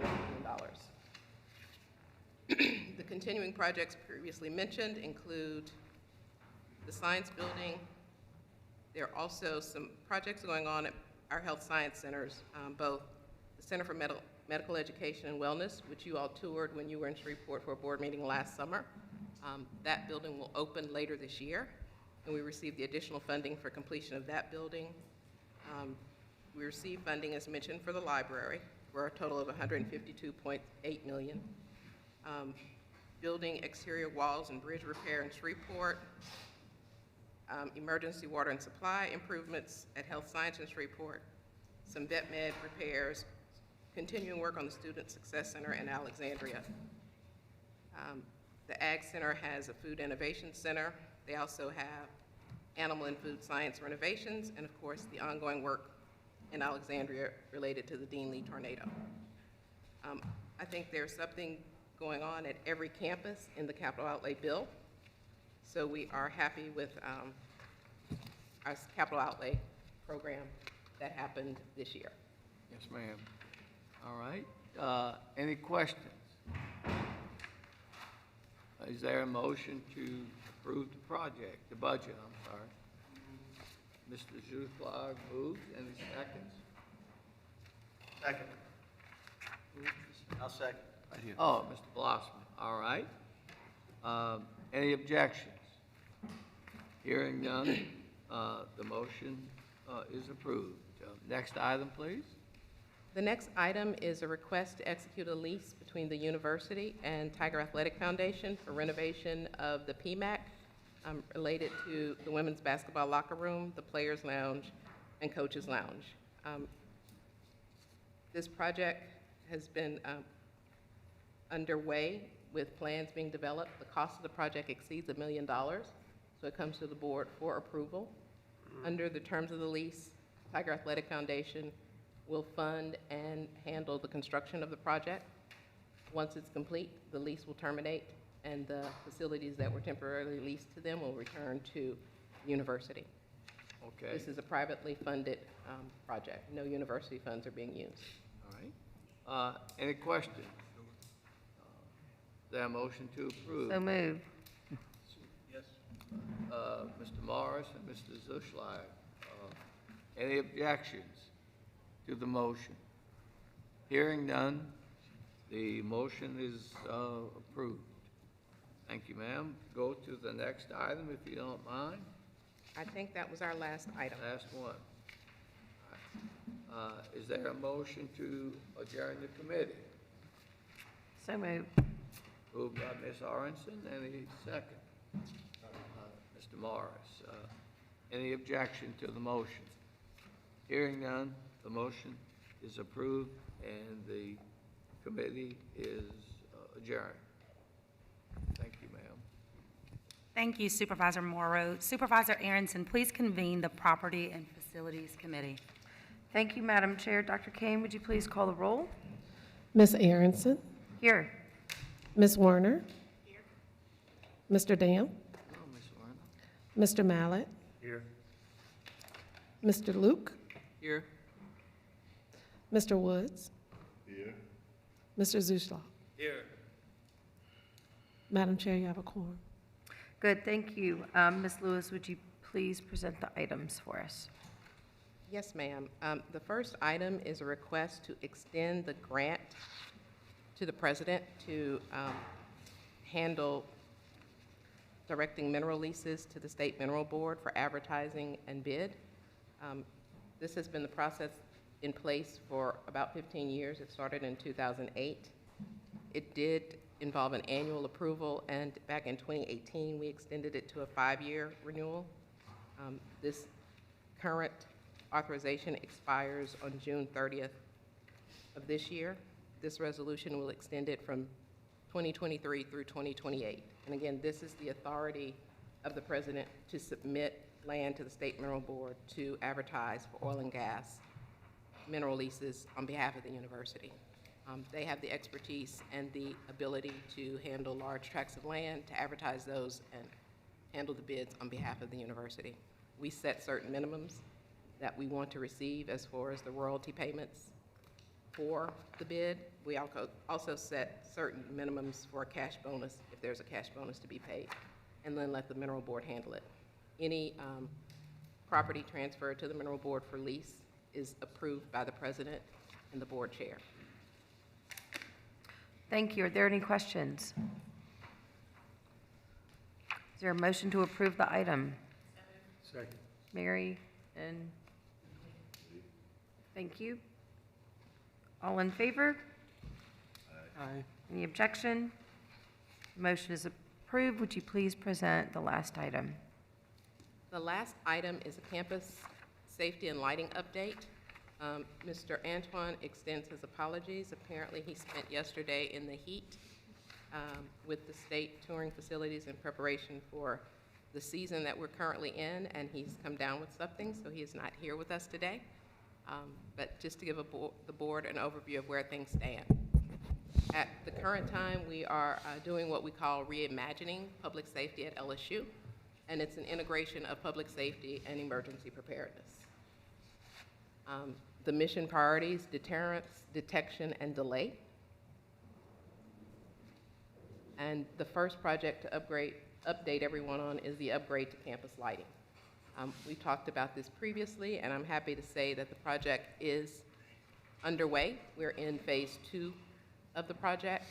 That started in February of this year. Phase 1 was completed also in February, and that first phase included the parking areas across from the engineering building, which we know as Touchdown Village.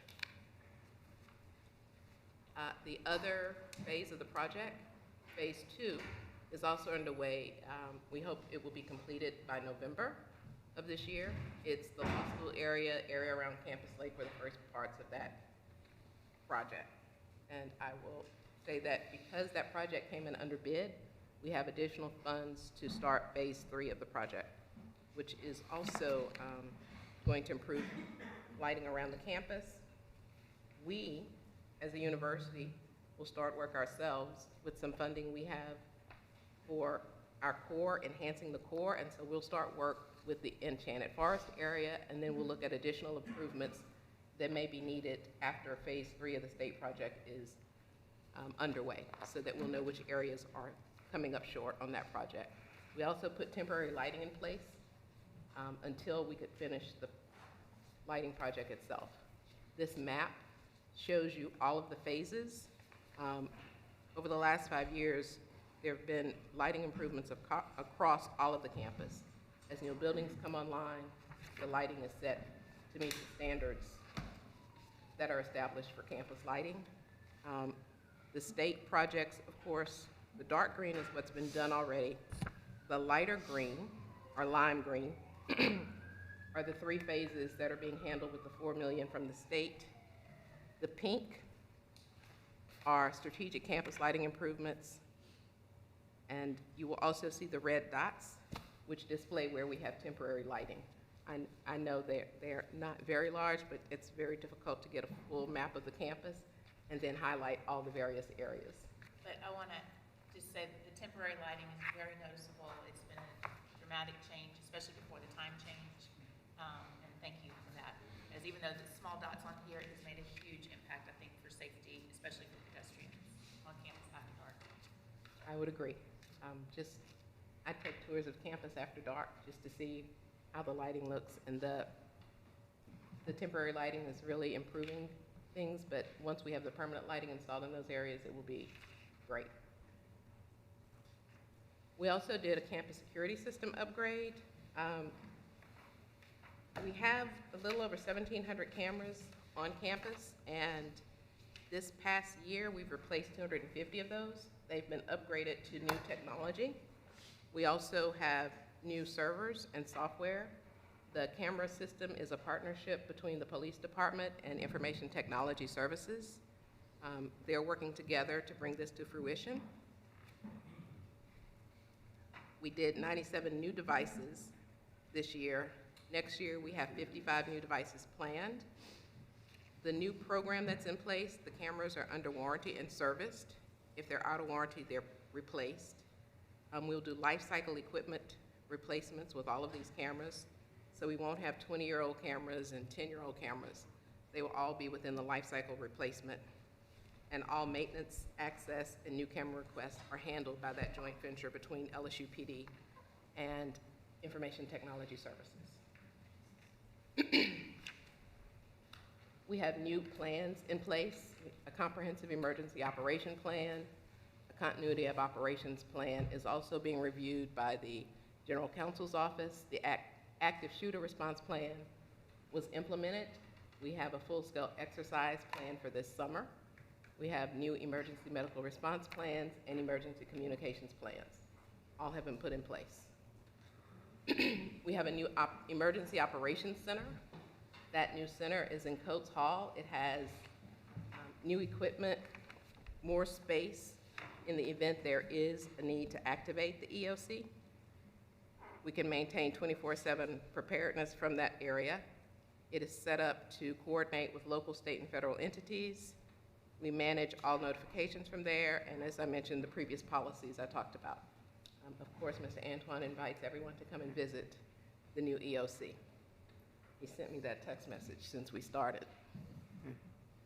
And then lastly, we've done an assessment of the possibility of installing call stations or emergency call stations, commonly referred to as blue lights, across campus. Our plan right now is looking at a phase 1 installation of 50 stations starting for the fall. This would be deploying the latest technology, and we'll also be looking at improving the call stations across the system. So when we start the first project with the campus security money I mentioned in the budget, we'll be looking at how we can also expand not just this campus, but any of the other campuses that will need this technology. One of the other things being implemented with training set for faculty is desktop panic buttons installed in all the classrooms, and these are installed actually on the laptops that are in each classroom. If something happens, that professor or faculty member can initiate emergency contact using just that button. The notification is sent to LSU PD, and they can send an officer to respond. So we'll be training faculty and instructional staff on the use of that notification and the process of what happens. It's always visible no matter who's logged into that computer. So as one professor leaves and another one comes in, with the technology in the classrooms, it's always there. We're also looking at the installation of automated external defibrillators in all the buildings on campus. We currently have them in athletic facilities, but we're looking at the opportunity to expand and have them in all buildings. We also did a survey of the system campuses based on legislation that was introduced, and our campuses around the state also have AEDs in place. And any questions on where we are from safety and security? Thank you for that presentation. I love that update. That was really great. I don't believe there's any vote needed here, so is there a motion to adjourn the committee?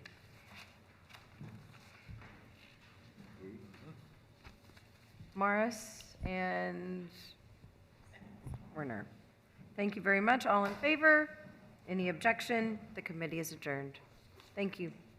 Thank you, Supervisor Aronson. Supervisor Temple, please convene the Athletics Committee. Thank you, Madam Chair. We have 3 items. Before the items come up, Dr. Kane, will you call the roll? Mr. Temple? Here.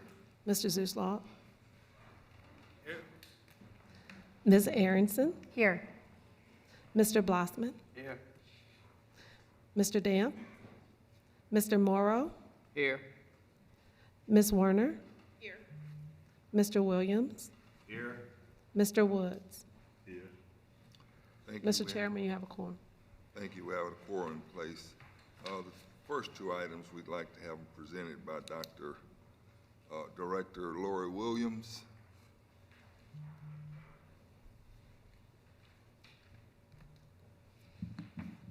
Good morning. Today we have 2 items for your consideration. The first is the term sheet approval for our new defensive line coach, Jimmy Lindsay. He comes to us with 20 years of collegiate coaching experience. It's a 2-year contract. His total compensation will be $700,000. The second is the First Amendment to the employment contract for Director of Athletic Development, Jacob Flint.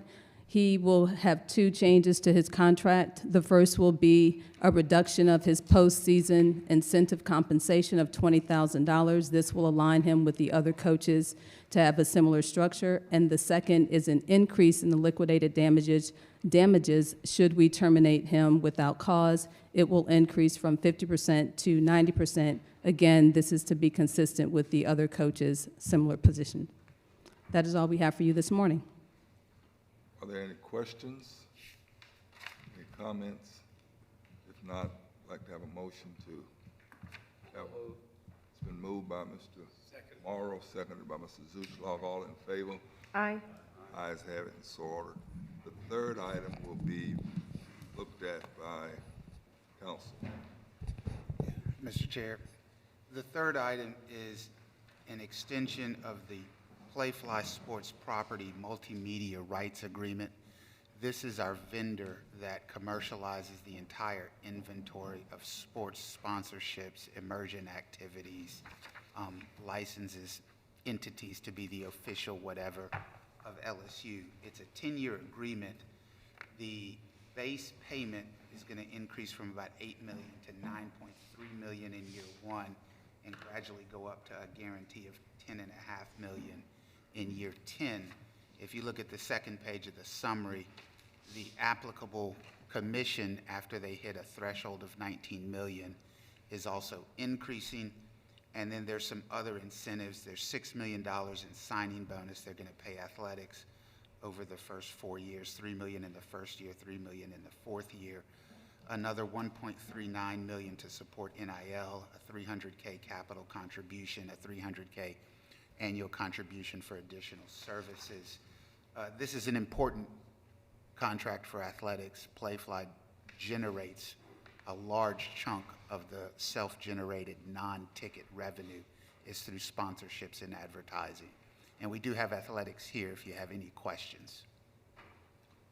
Are there any questions regarding this matter? If not, may I have a motion? It's been moved by Mr. Zuchlock. Second.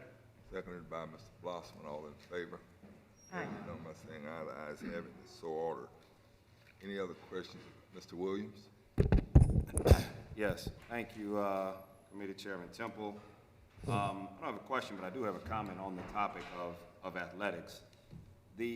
Sometimes being on the Board of Supervisors for LSU is a tremendous honor. We all get to do fantastic work, but in many ways it can be thankless in some respects, because when things go great and go well, everybody says how our folks are doing such a great job, our president, our athletic director. When things go bad, and unfortunately some of us on this board have been a part of that, the first reaction is, well, where was the board? Well, what were they doing? Well, why weren't they paying attention? As a result of that, and that's our role, and that's fine. We want, in our role, for our employees, the people we hire, the people we trust to shine, and we sit back and appreciate, almost like proud parents, if you will. We like to see the university thrive, because that's sort of our role. But because of that, we don't always get to enjoy the fruits of our labor. But I want to give a compliment to our chairman, Valencia Jones, who, for this year, when we won the women's basketball national championship, really ensured that the board's hard work on the back end of making sure that there would be an increased equity for women across campus in all respects, from salaries to athletics. That's work that started by this board way back when. And the fruit of that labor is the season we had with our women's basketball team, and how they were supported by this university, how they were nurtured by this university, and their hard work and dedication combined with support and nurturing to do something very special for us. And our chairman, Valencia Jones, made sure for the White House visit that we had, that the Board of Supervisors was able to participate in all of the activities that were set out for the university. Look, some of us who were on the board for other championships didn't have that similar experience. And so I do want to publicly acknowledge the hard work, the effort, the courtesy that it took by our chairman to make sure that the board was fully a part of the university's celebration of our women's basketball season in Washington, D.C. So thank you very much for that. Thank you.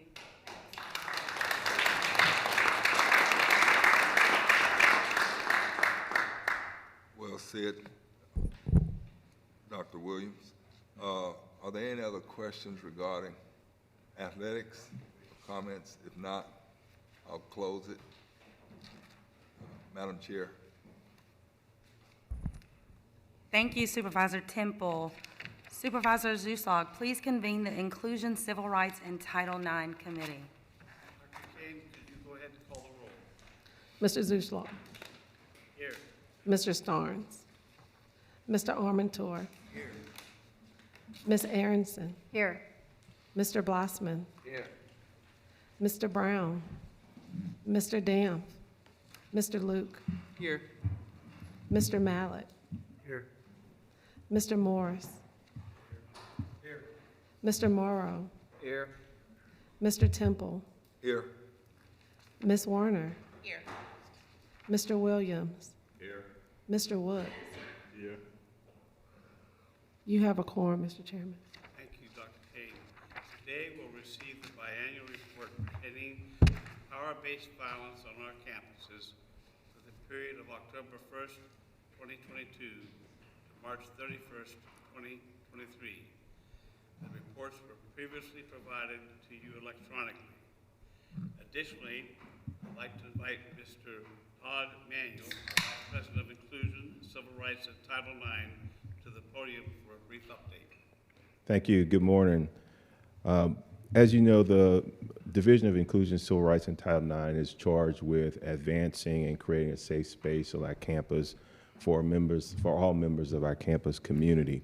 And that includes enabling a Title IX infrastructure and process that cares for and supports our people. Pursuant to Act 472 of the 2021 regular legislative session of the Louisiana Legislature, twice a year we are obligated to report out to the Board of Regents as it relates to our power-based violence reports and incidents occurring on campus. The Board of Regents then takes that report and provides it to the legislature. This reporting requirement ensures that every level of leadership between our campus and the State House has an opportunity to review our data and to respond to our data as well. Our report, which is included within your board packet and also posted online, contains all of LSU's data as it relates to the time period October 1st, 2022 through March 31st, 2023. More specifically, it includes reports of all power-based violence complaints as well as formal complaints occurring on campuses across the LSU system. And it also includes data related to our power-based violence training, the training that you all received this morning. Our training was launched earlier this month, and it will continue throughout the course of this fall semester. Our final training reporting numbers will be due to the Board of Regents on December 31st, and we'll have a more complete report at that time.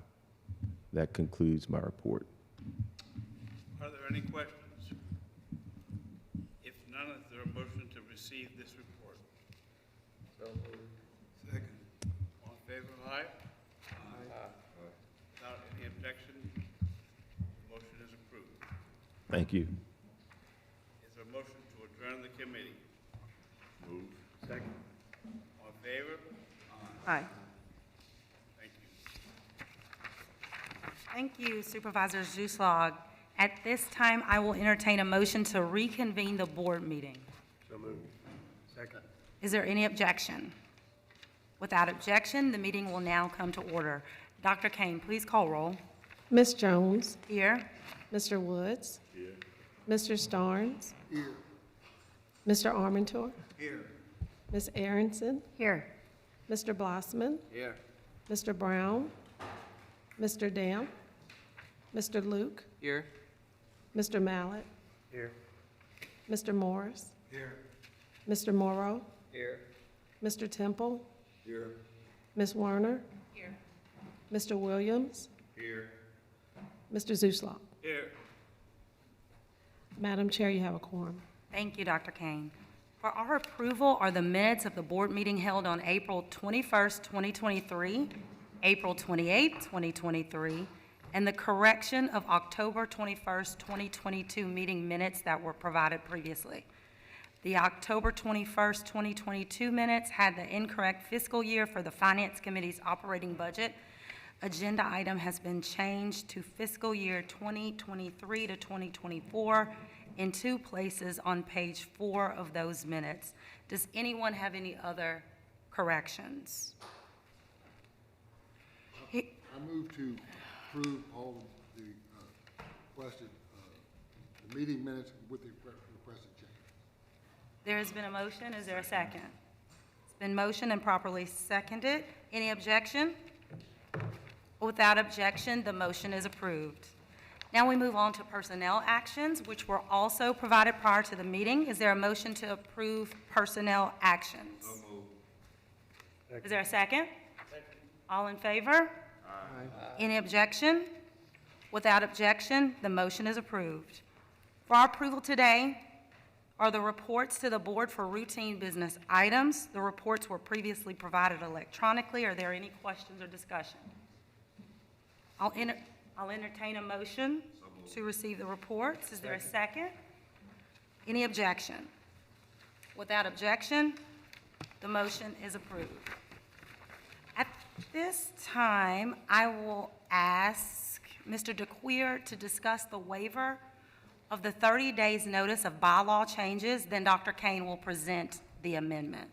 There is an agenda item for a change to the bylaws regarding the nominating. Under Article 11, the bylaws typically require 30 days notice. However, upon a vote of 2/3 of the membership of the board can consider a bylaw change at any meeting. The first item that would need to occur on this agenda item, if the board so chooses, would be a motion to waive the 30-day notice requirement, which would require a 2/3 vote of the membership of the board. Thank you, Mr. DeQueer. Is there a motion to waive the 30-day notice of bylaw changes? So moved, Madam Chair. I'll second. Thank you. So there is one objection. Any other objections? We're going to have a roll call vote. Dr. Kane, would you please conduct a roll call vote? Ms. Jones? Yes. Mr. Woods? Yes. Mr. Starnes? No. Mr. Armentor? Yes. Ms. Aronson? Yes. Mr. Blossman? No. Mr. Brown? Mr. Danf? Mr. Luke? Yes. Mr. Mallett? Yes. Mr. Morris? Yes. Mr. Morrow? Yes. Mr. Temple? I don't know. Yes. Okay, yes, or, what, Mr. Temple? Yes. Ms. Werner? Yes. Mr. Williams? Yes. Mr. Zuslaw? Yes. You have a 2/3 majority. Thank you. The motion is approved. Dr. Kane, please call roll for, okay, I'm sorry. At this time, would you please present the amendment to, the proposed amendment to the bylaws? Dr. Kane. Madam Chair, today we are presenting a change in the board's bylaws on the composition of the nominating committee. The proposed change will allow all past chairs currently serving on the board to be members of the nominating committee. The proposed change further provides that in the event of a tie vote of the nominating committee, there will be a second vote where the least senior alternate shall abstain, or if there is no alternate, the chair-elect shall abstain. Thank you for your consideration. Is there any discussion? Yes, I would like to say something. I want to say publicly that this is a topic that came up last year under the chairman, Remy Starnes. I told him I would publicly acknowledge that Mr. Starnes at the time suggested this change. Some of us on the board did not have the foresight that this was a necessary change. However, it appears that it was, and we thank you for your leadership last year, Mr. Starnes, in identifying this issue. And I am pleased that he was right and we have an opportunity to correct it. So thank you for your leadership last year, Mr. Starnes. Thank you, Supervisor Williams. Any other discussion or questions? Yeah, I have a question. In the discussion last year, I think we talked about why we needed 5 members, and I really don't remember at all the discussion that it should have been 7 members, or all past chair. I think that there was I think we went through quite a bit of discussion on this issue with having a 2-year chairman. It went on for more than 3 days, meaning the first I heard of this was on Friday last week. And there's rules in place, again, for 30 days for bylaws change, maybe so everybody can have it fully discussed and all the issues presented and talked about amongst the board. And the chairman of this body is an honor, and it's of great importance. And to have a committee made up of 7 members, or maybe 8, you just never know. I know it would be extremely rare to have 8 past chairmen, depending on how long people serve. It could happen, and that's 50% of the board. I believe it was Pat or Mr. Zuschlag talked about nominations from the floor. And if you have 8 members or 7 members of the committee, it's almost, it's almost a done deal that nominations from the floor would not even have a chance to make it if 7 members from the committee are already for the chairman. At a makeup of 5 on the committee, it's conceivable a motion from the floor would have 11 chances to be voted on. So, I think it's, you do your time as the committee. We just created the committee anyway last year. And, 5 seems to work pretty good. You don't have to worry about the tie provision. So I'm against it. I might be the only one, but you get 7 as a committee voting on something. It's hard to, probably pretty difficult to go against that from the other members, the other 11 or the other 8 or 9. So anyway, that's all I got to say. Supervisor Woods, would you like to make a comment? Oh, okay.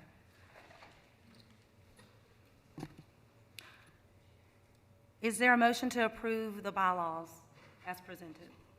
Madam Chair, I move that we accept the change to the bylaws. There's been a motion. Is there a second? Second. Is there any objection? Well, we need to conduct a roll call vote, Dr. Kane. Ms. Jones? Yes. Mr. Woods? Yes. Mr. Starnes? Yes. Mr. Armentor? Yes. Ms. Aronson? Yes. Mr. Blossman? No. Mr. Brown? Mr. Damp? Mr. Luke? Yes. Mr. Mallett? Mr. Morris? Yes. Mr. Morrow? Yes. Mr. Temple? Yes. Ms. Werner? Yes. Mr. Williams? Abstain. Okay. Mr. Zuschlag? Yes.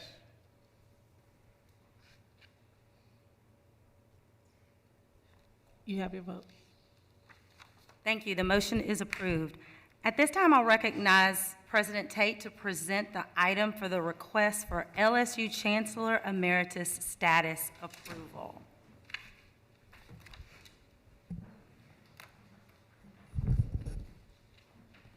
Do I get to brag about him? Absolutely. Please do so. He would be, he doesn't want to be bragged about. But I do want to say this. Chancellor Clark has done an amazing job in Shreveport. And he should know that I heard from many, many people during this legislative session and in the higher ed community from other leaders in higher education who over and over emphasized to me how Chancellor Clark stabilized an institution that was really in some financial trouble and brought it into a place where it could be a place of opportunity in Shreveport in a significant way, in a sustainable way. And the way you know this is so is you can always tell by what the pool looks like to replace the person. because if something's a train wreck, really talented people do not apply for that.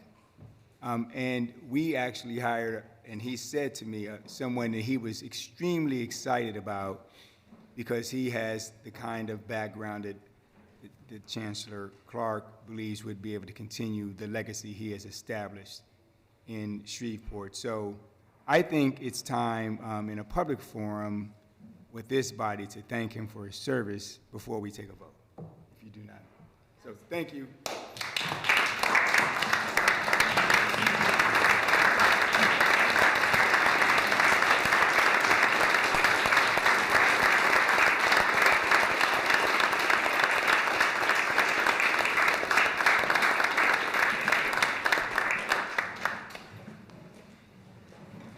So the recommendation to the board is to bestow upon him the honor of the title of Chancellor Emeritus, and I think it is most earned and warranted. Madam Chair, I would at this time move to accept the President's recommendation and bestow upon the honor of Chancellor Clark the title of Chancellor Emeritus. Motion by Supervisor Starnes, seconded by Supervisor Woods. All in favor, please signify by saying aye. Aye. Any objection? Without objection, the motion is approved.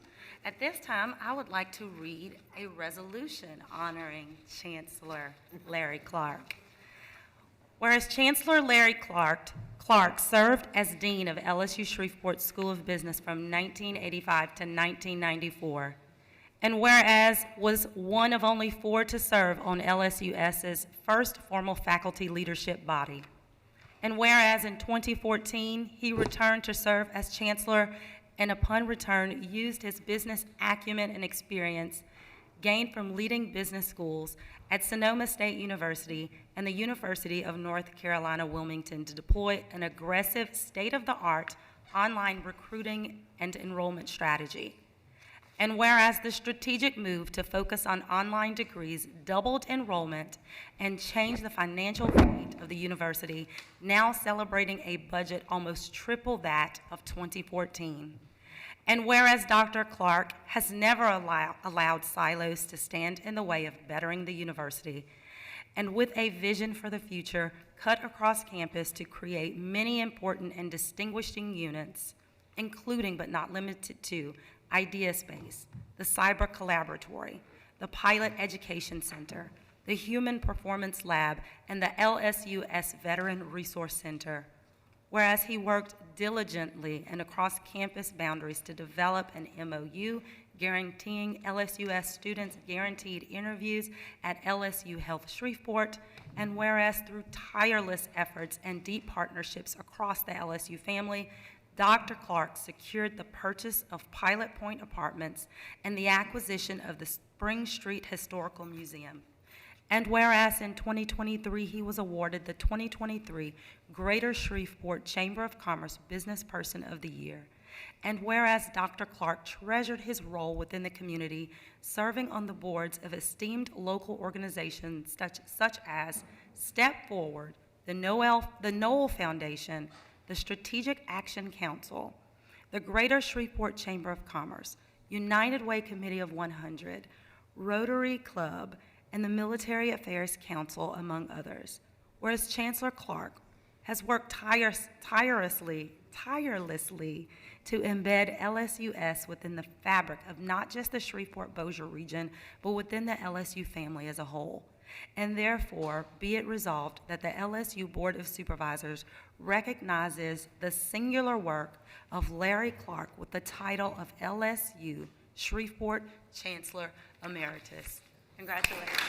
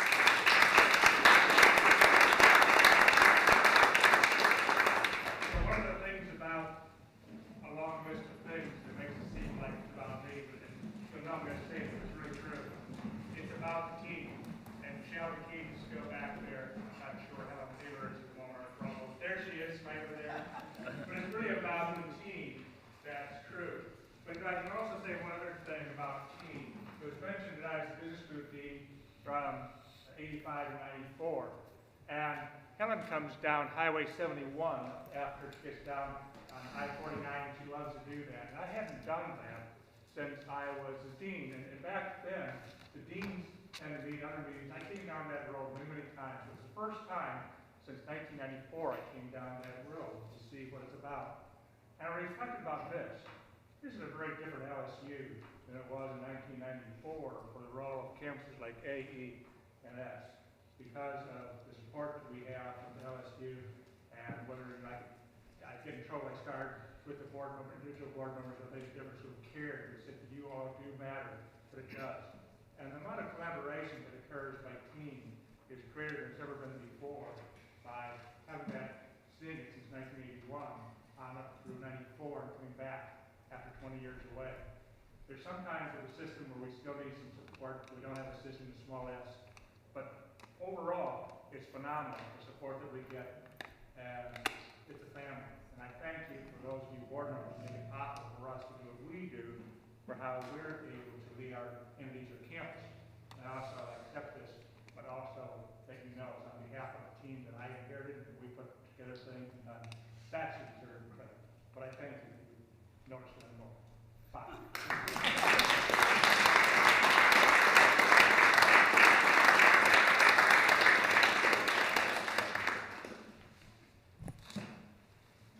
The faculty and staff advisors report are next on the agenda. Dr. Kambuje will present on behalf of the faculty advisors. Thank you. Good morning.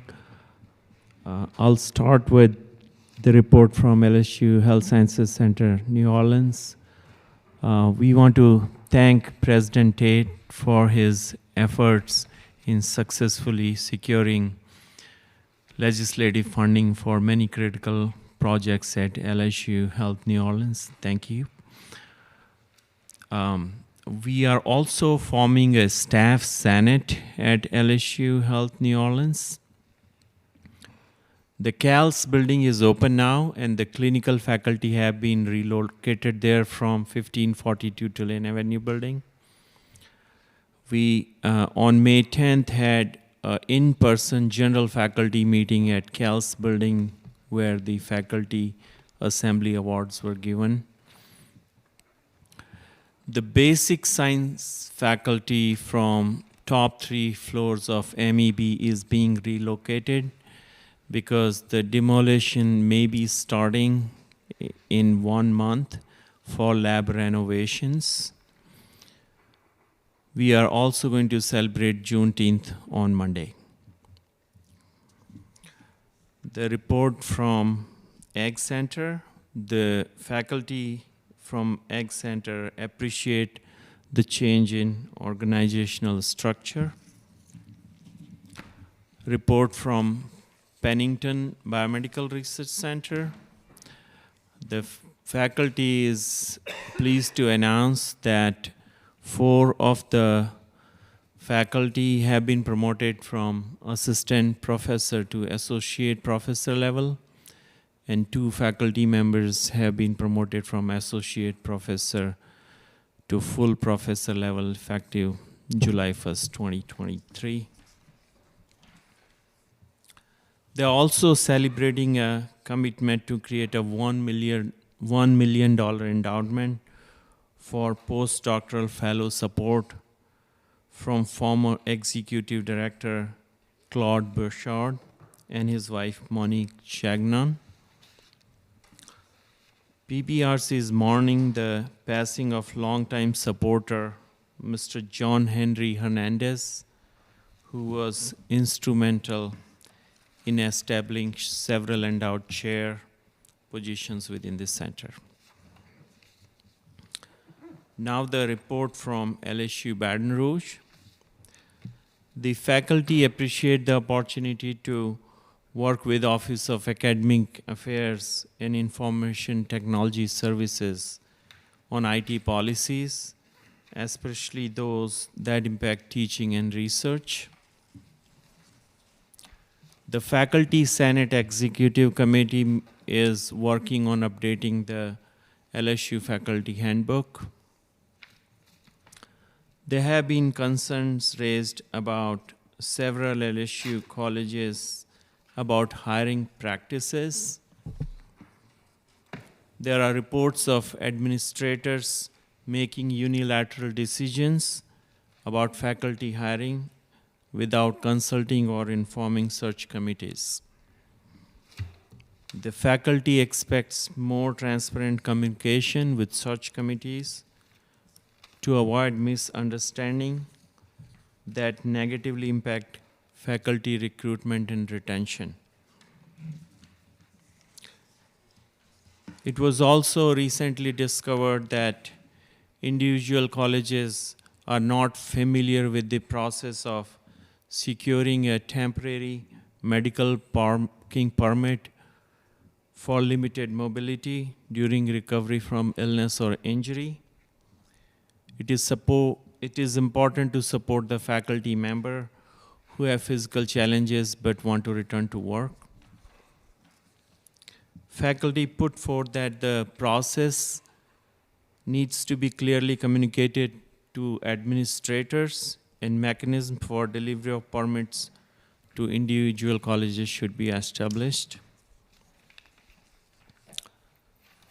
Also, faculty were approached by students enrolled in Summer Louisiana Biomedical Research Network program because of numerous problems related to scheduling, communication, receipt of LSU ID and email, payment and resources. The student reported that they had inadequate means to secure food and that their message to the program contact were not returned. The faculty mentors expect that the current issue will be resolved immediately so that students have housing, meals, and funds that are part of the program. And report from LSU Alexandria. LSUA plans to address salary inequities for faculty and staff. LSUA salaries are well below those of its peer institutions. And that is all my report. Thank you for giving the opportunity to present the report to you. If you have any questions, I and my colleagues are here. Thank you and have a great day. Thank you, Dr. Kamboje. I'd like to recognize Dr. Mandy Lopez. It is her last day, her last meeting with the faculty advisors. And I would just like to say a thank you to you for your over 15 years of unwavering service and commitment to LSU. So thank you so much.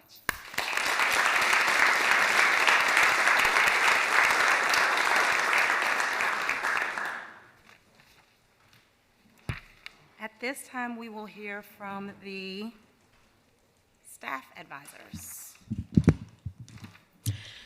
Good afternoon. This is also my final meeting as Council of Staff Advisors representative and as Staff Senate President after 3 terms.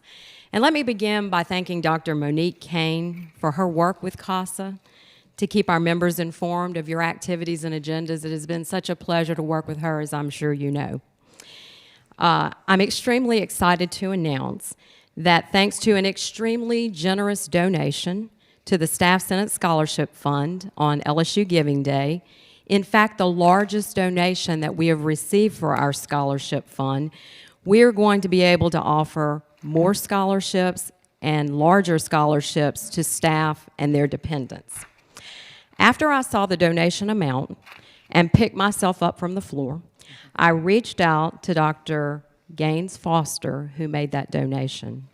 And Dr. Foster told me that he was glad, as he prepares to retire, that he could acknowledge his long-held respect and appreciation for all that our staff does for the university, and especially for our students.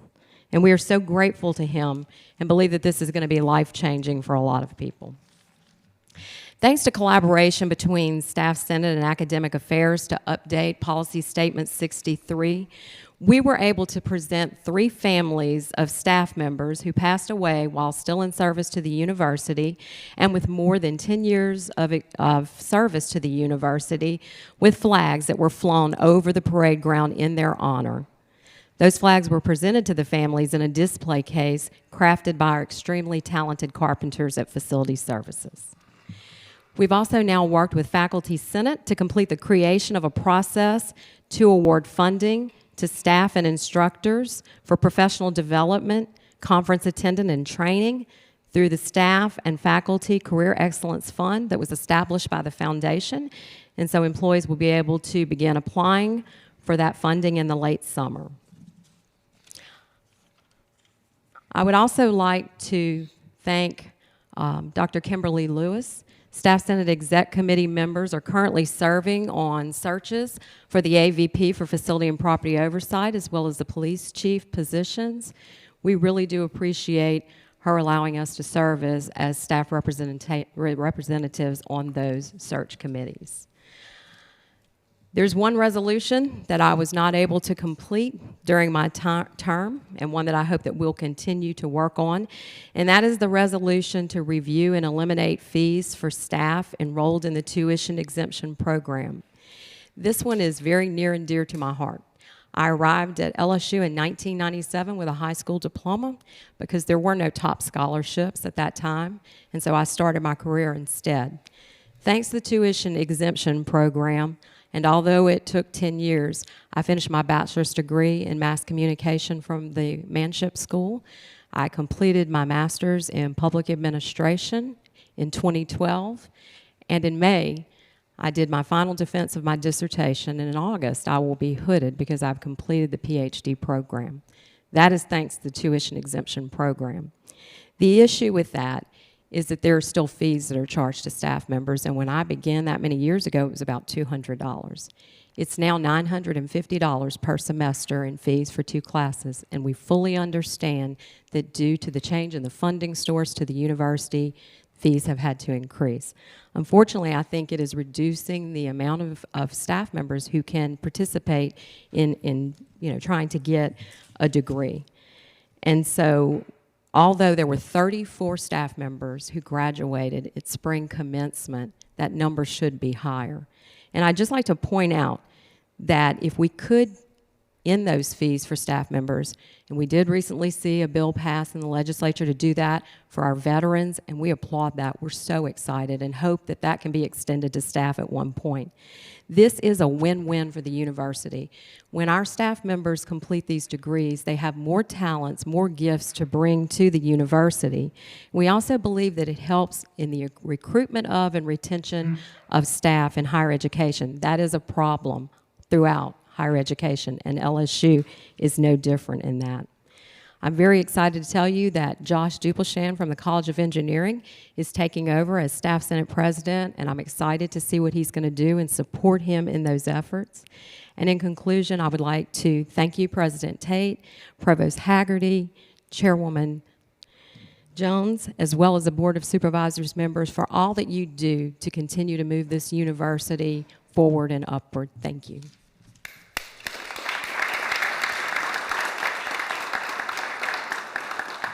Thank you very much, Dr. Milliken, and please everyone join me in congratulating Dr. Milliken on obtaining her PhD this semester. Congratulations.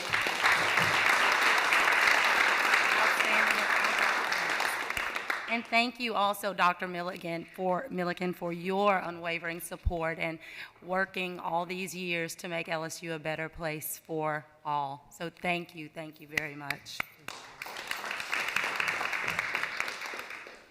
All right, at this time, we will hear from President Tate. That was arguably one of the most powerful stories about the relationship between university and personal development I've ever heard of Dr. Milliken. Well, I know it was actually probably soon to be, because I don't remember signing anything yet. But that story is really a story of opportunity. It's quite powerful. Thank you for your service. Also, Dr. Lopez, thank you for your service as well. I'd like to start, I think, with the obvious, the legislative session.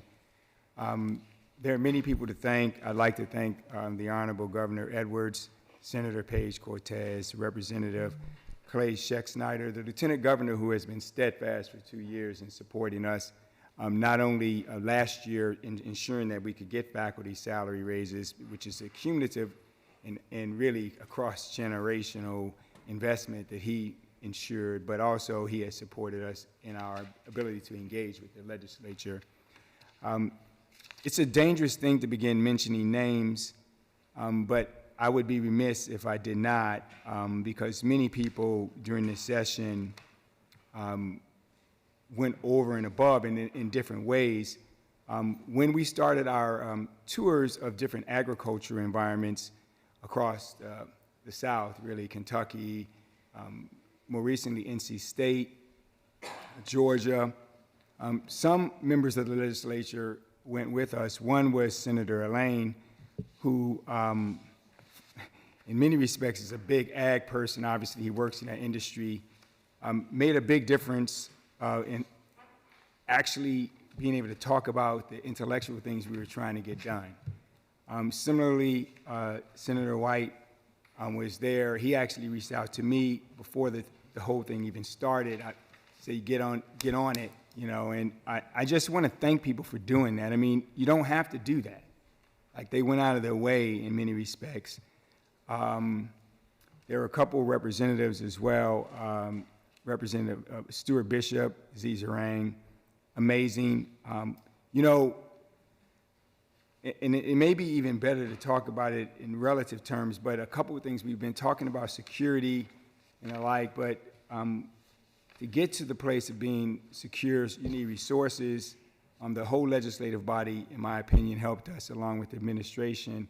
But we had some requests, for example, to create an economic development district around LSU. A lot of that was about security. Senator Fields was instrumental in helping us with that. And we also wanted a security, a safety district, and Representative Freiberg was there for us on that. I could just go down the list. It's dangerous. I know it's really dangerous. But someone, Mr. Blossman asked about the graduate stipends. You know, in the history of the Louisiana legislature, I was told, and I have to ask Dr. Girardi to go look at it. I'm not sure that there has been an appropriation for PhD education the way it was done in that way. That was huge. I mean, when I say that these folks listened to us and responded in ways, and I know Senator Milligan, I remember I heard the discourse when he was saying they didn't ask for enough, you know, and you're humbled by that.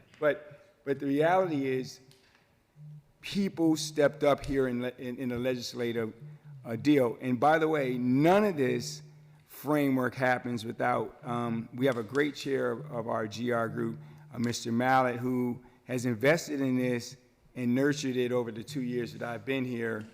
I know he's called upon many of you, and some have stepped up. I want to thank the leadership teams on the campuses and your staffs. In all of our events that we had at the Lieutenant Governor's place, people showed up, they engaged with the legislators. You put a face to the actual problems we were trying to solve, and that makes a big difference. I want to thank the chancellors. As a result, some things are going to happen. If we start here in Baton Rouge, you know, the library, when I first got here, people said it was not feasible to get a nickel probably, and here we are now about to start a process for that. Inflation hit, and we needed almost $40 million to complete the science project. It happened. And I'm going to keep going on that because the Ag Innovation Center, which was something we saw at NC State, is now going to be coupled with Interdisciplinary Science Center and a beautiful Taylor Hall. And it's going to have a whole new entryway where Tiger Stadium is that is soundly science and soundly engineering and soundly veterinary medicine. And that is a difference. You know, Chancellor Clark was talking about his drive up here. My hope is in 5 to 7 years, when you drive to Tiger Stadium, what you really see is one of the greatest scientific infrastructures in the American South. And we're right there to make that happen. It's so exciting. We also got money for Vet Med to renovate that. So really positive. Ag Center, of course, received resources as our 4-H, the young people said at the beginning, they're in every parish. I thought it was so cute when they said that. You know we're in every parish. Yes, we are, and now, because of the investment of the legislature, those extension centers and the like are going to be renovated and be back to state of the art, and that's what we want. Alexandria, my favorite place. I'm sorry, y'all. I mean, well, Natchitoches is my favorite place. then. But I mention this because LSUA was like where I went to undergrad. I told you all that when I visited there. And that downtown area now with a health education corridor possible is really exciting. That happens because of the legislature and the governor's support and the like, and it's a big deal. STEAM building in Eunice, which is like my baby, it might as well be named my daughter or something, because that's the first building I saw, and I said, those folks are working really hard and they're doing research, and they deserve to have a world-class research facility. Now it's going to be possible, and I can't be more thankful for that. In both the medical centers, building out those medical education buildings is a big deal. It's a big deal. It's a non-trivial investment. It's a big investment that's going to allow our chancellors to really have added and put in great curriculum, state-of-the-art, and we needed that as well as in the dentistry school. A lot of this stuff happened during tours. Some of you all went on our tours, and we had people who were engaged with us. But the tours, I think, matter. The tour around the state, when we got to meet people, you know, we're going to keep doing that. We're going to never stop doing that. And I want to say that. It was the most important experiences I had to see people, to touch, hear, and what they cared about. And I think it let our legislative friends know that we cared. I'm thankful that they gave raises to Pennington. I want more. You know, Pennington's a wonderful place in terms of science. And we've got to find a way to continue to invest in that environment. I'm glad the legislature at least came up with the salary increases, but we need more. Every time we give them, if we give them $1 million, they're going to get us $5 million. It's guaranteed in that place. It's almost axiomatic. So I just think that we have to find a way to continue to invest in it. I'm really, really thankful. And there are a couple of things that I just should say forthrightly. A lot of states are into a lot of different things that they're voting on. The Faculty Senate this year, you know, I went up and spoke to them, and I said, I don't really operate the way maybe you want me to. I'm not fighting wars on Twitter with people and all of that.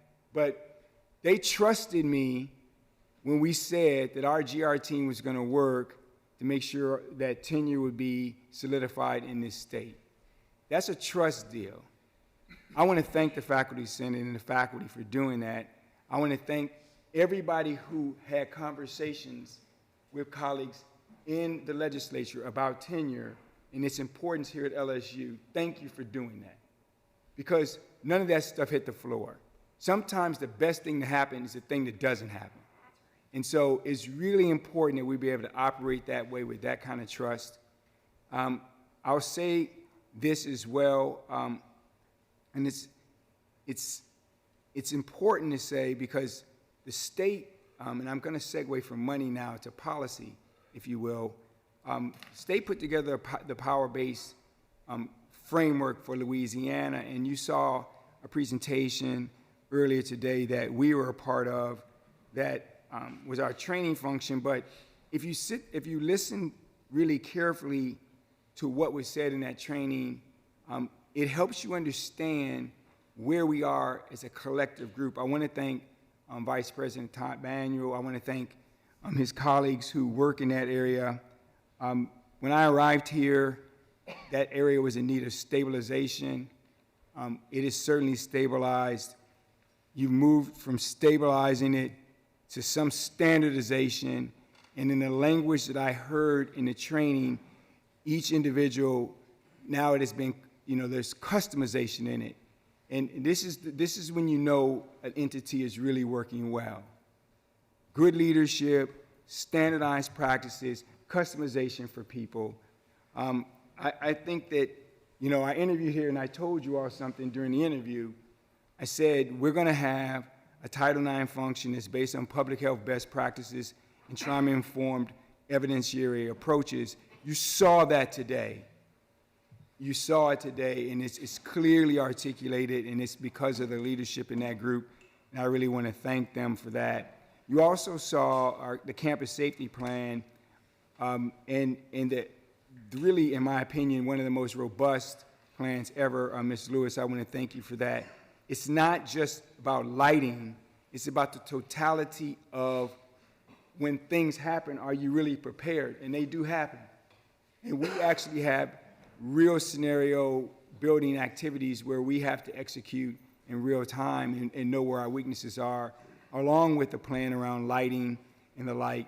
And when you combine that with our security district and EDA, we really have a chance to do something special here in terms of safety and security. I would be remiss if I did not mention athletics at some point in this conversation.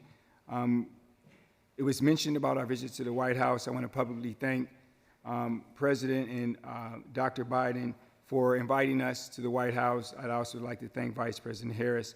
And I want to thank Representative Scalise, who hosted us while we were there, as well as all the Louisiana delegation showed up for that. And it was really well done and a great experience for me.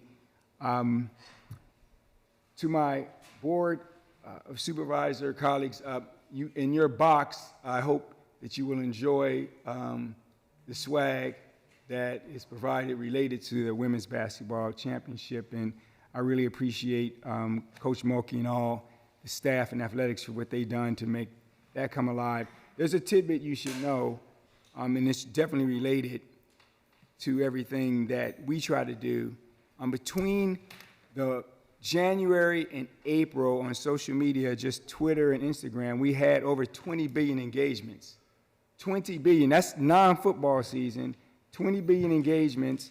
In the month of April, 10 billion. To put in context, one of our SEC peers who they thought was going to win the championship gets about 178 million a month. We had 10 billion in 1 month. And during that time period, it's extremely important. The enrollment management team had a record number of applicants, 41,000. They were able to then generate a class here in Baton Rouge that is the most competitive academic class in the history of LSU. Average GPA is 3.8. The average SAT score about 27. I said when we did the tour to some people, who talked a little trash about LSU, you couldn't get into LSU right now. And I didn't mean that in a mean-spirited way. I mean it in that we're an attractive entity that now has received tremendous investment, and we've got to go forward and use that investment to make it even more attractive for the future. I'm thankful to our friends in athletics, and it does marry very well with what we do in academics because it's a branding issue and you want people to be drawn to you, and it's just an exciting time. And finally, I just like to wish our baseball team the very best as they go try to win a national championship in Omaha. They did a wonderful job, and I want to thank them for all their hard work. Super Regional Championship is wonderful, but I know here at LSU how it works. So let's go get the last one and make it happen. And I want to thank you, Madam Chairwoman, for participating in a lot of the events that we have had to do over this academic year to make this happen. And a special thanks, sir, to you, Mr. Mallett, who I know you're not feeling well right now, but bottom line, you stepped up like you said you would do, and we really appreciate it. And the fruit is born in some of the things that you see that are manifest this year. So, thank you all. Madam Chair? Yes, sir. Can I have a comment? I want to tell y'all that everything that I do is a team effort. The president has never turned down to come to one function I've invited him to. He's always worked with me with the legislature, and I couldn't have done it if he wouldn't have participated, because without you as president, it would be hard to do. The GR team, Lewis was there last year, and Jim's there. Y'all did a phenomenal job. Monique, you always fighting to get everything right when we put on those functions. Kim has arrived. It's a team effort. And I appreciate all the board members that came. I know that some of y'all couldn't make them, but we started 2 years ago. A lot of people didn't think it worked. It works. We are making headway. Once again, Madam Chair, thank you so much for making me head of GRT. I've enjoyed it. And once again, Remy Stearns has been an intricate part in helping me up there. He's at the legislature every day. I couldn't have done it without you too, Remy. You intricate part of GRT. So thank y'all again, and like I said, it's a team effort. I just got a comment, Doc. May I have a comment? Yes, sir. Absolutely. I'd like to thank the entire LSU team for being so effective in the legislature. You know, you got 105 of those guys in the House and 39 in the Senate. And I like to commend Dr. Tate for not just sitting in the ivory tower, but for getting in the weeds and being seen, recognized. All the legislators I know by now know this guy very well because he's such an active person across the spectrum of Louisiana. He's been such an active person. Oftentimes when you get in these roles as president, you know, you have things you have to decide to do and not to do, and most of the time you don't want to get out and do stuff in the public. So I like to commend you, Dr. Tate, for getting in the weeds and making stuff happen, moving around, and I think that leadership affected your entire staff and why we had so much success across the board, legislatively and otherwise.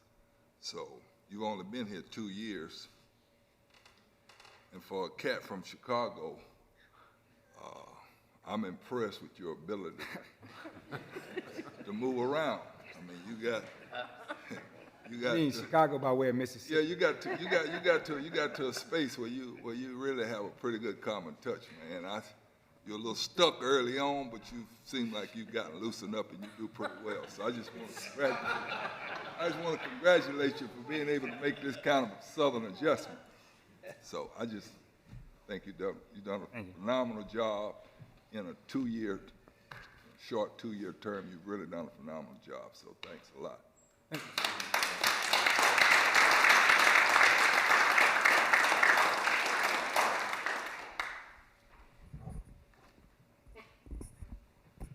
I'd like to thank everyone for participating in today's meeting. On behalf of the LSU Board of Supervisors, I would like to thank our Governor, John Bell Edwards. From day one, he has been committed to higher education. He's just been unwavering in his support and dedication to higher ed. So I want to say a huge thank you to him and to our legislative partners for all that they've done for us, for their historic investment and commitment to higher ed and to LSU and to service to our great state. There are 7 LSU A&M faculty who were awarded the National Foundation Career Awards this academic year. These are awards granted to early career faculty and are among the most competitive grants at NSF. This is the second highest number ever awarded at LSU A&M. The faculty awardees are Adam Forte, Geology and Geophysics, College of Science; Ro E. Han, Mathematics, College of Science; Christine Latin, Biology, College of Science; Shi-Am Min-On, Mechanical and Industrial Engineering, College of Engineering; Paul Miller, Oceanography and Coastal Science, Coast and Environment; Justin Wilson, Physics, College of Science; Don Jung, Psychology, College of Humanities and Social Sciences. LSU Health Sciences Center New Orleans is one of the only medical schools in the U.S. to offer medical students the opportunity to graduate with a distinction of honors in health policy. 11 medical students graduated in May of 2023 with a MD combined with honors in health policy. Dr. Peggy Honore created and directs the Health Policy Honors Program through a joint appointment with the School of Public Health and School of Medicine. Yesterday, my colleagues and I had the honor of visiting the William A. Brookshire LSU Military Museum, and we learned a great deal about our university's rich military history. And I would be remiss if I did not give a big congratulations to our LSU baseball team for making it to the 2023 College World Series. We look forward to seeing their great success in Omaha. Way to go. At this time, I will entertain a motion to approve all committee recommendations from today's committee meetings. Is there a motion? Moved by Supervisor Woods, seconded by Supervisor Warner. Any objection? Without objection, the motion is approved. At this time, I'll also entertain a motion to adjourn. Moved by Supervisor Warner, seconded by Supervisor Zuslog. Any objection? Without objection, we are adjourned. Have a great weekend, I think.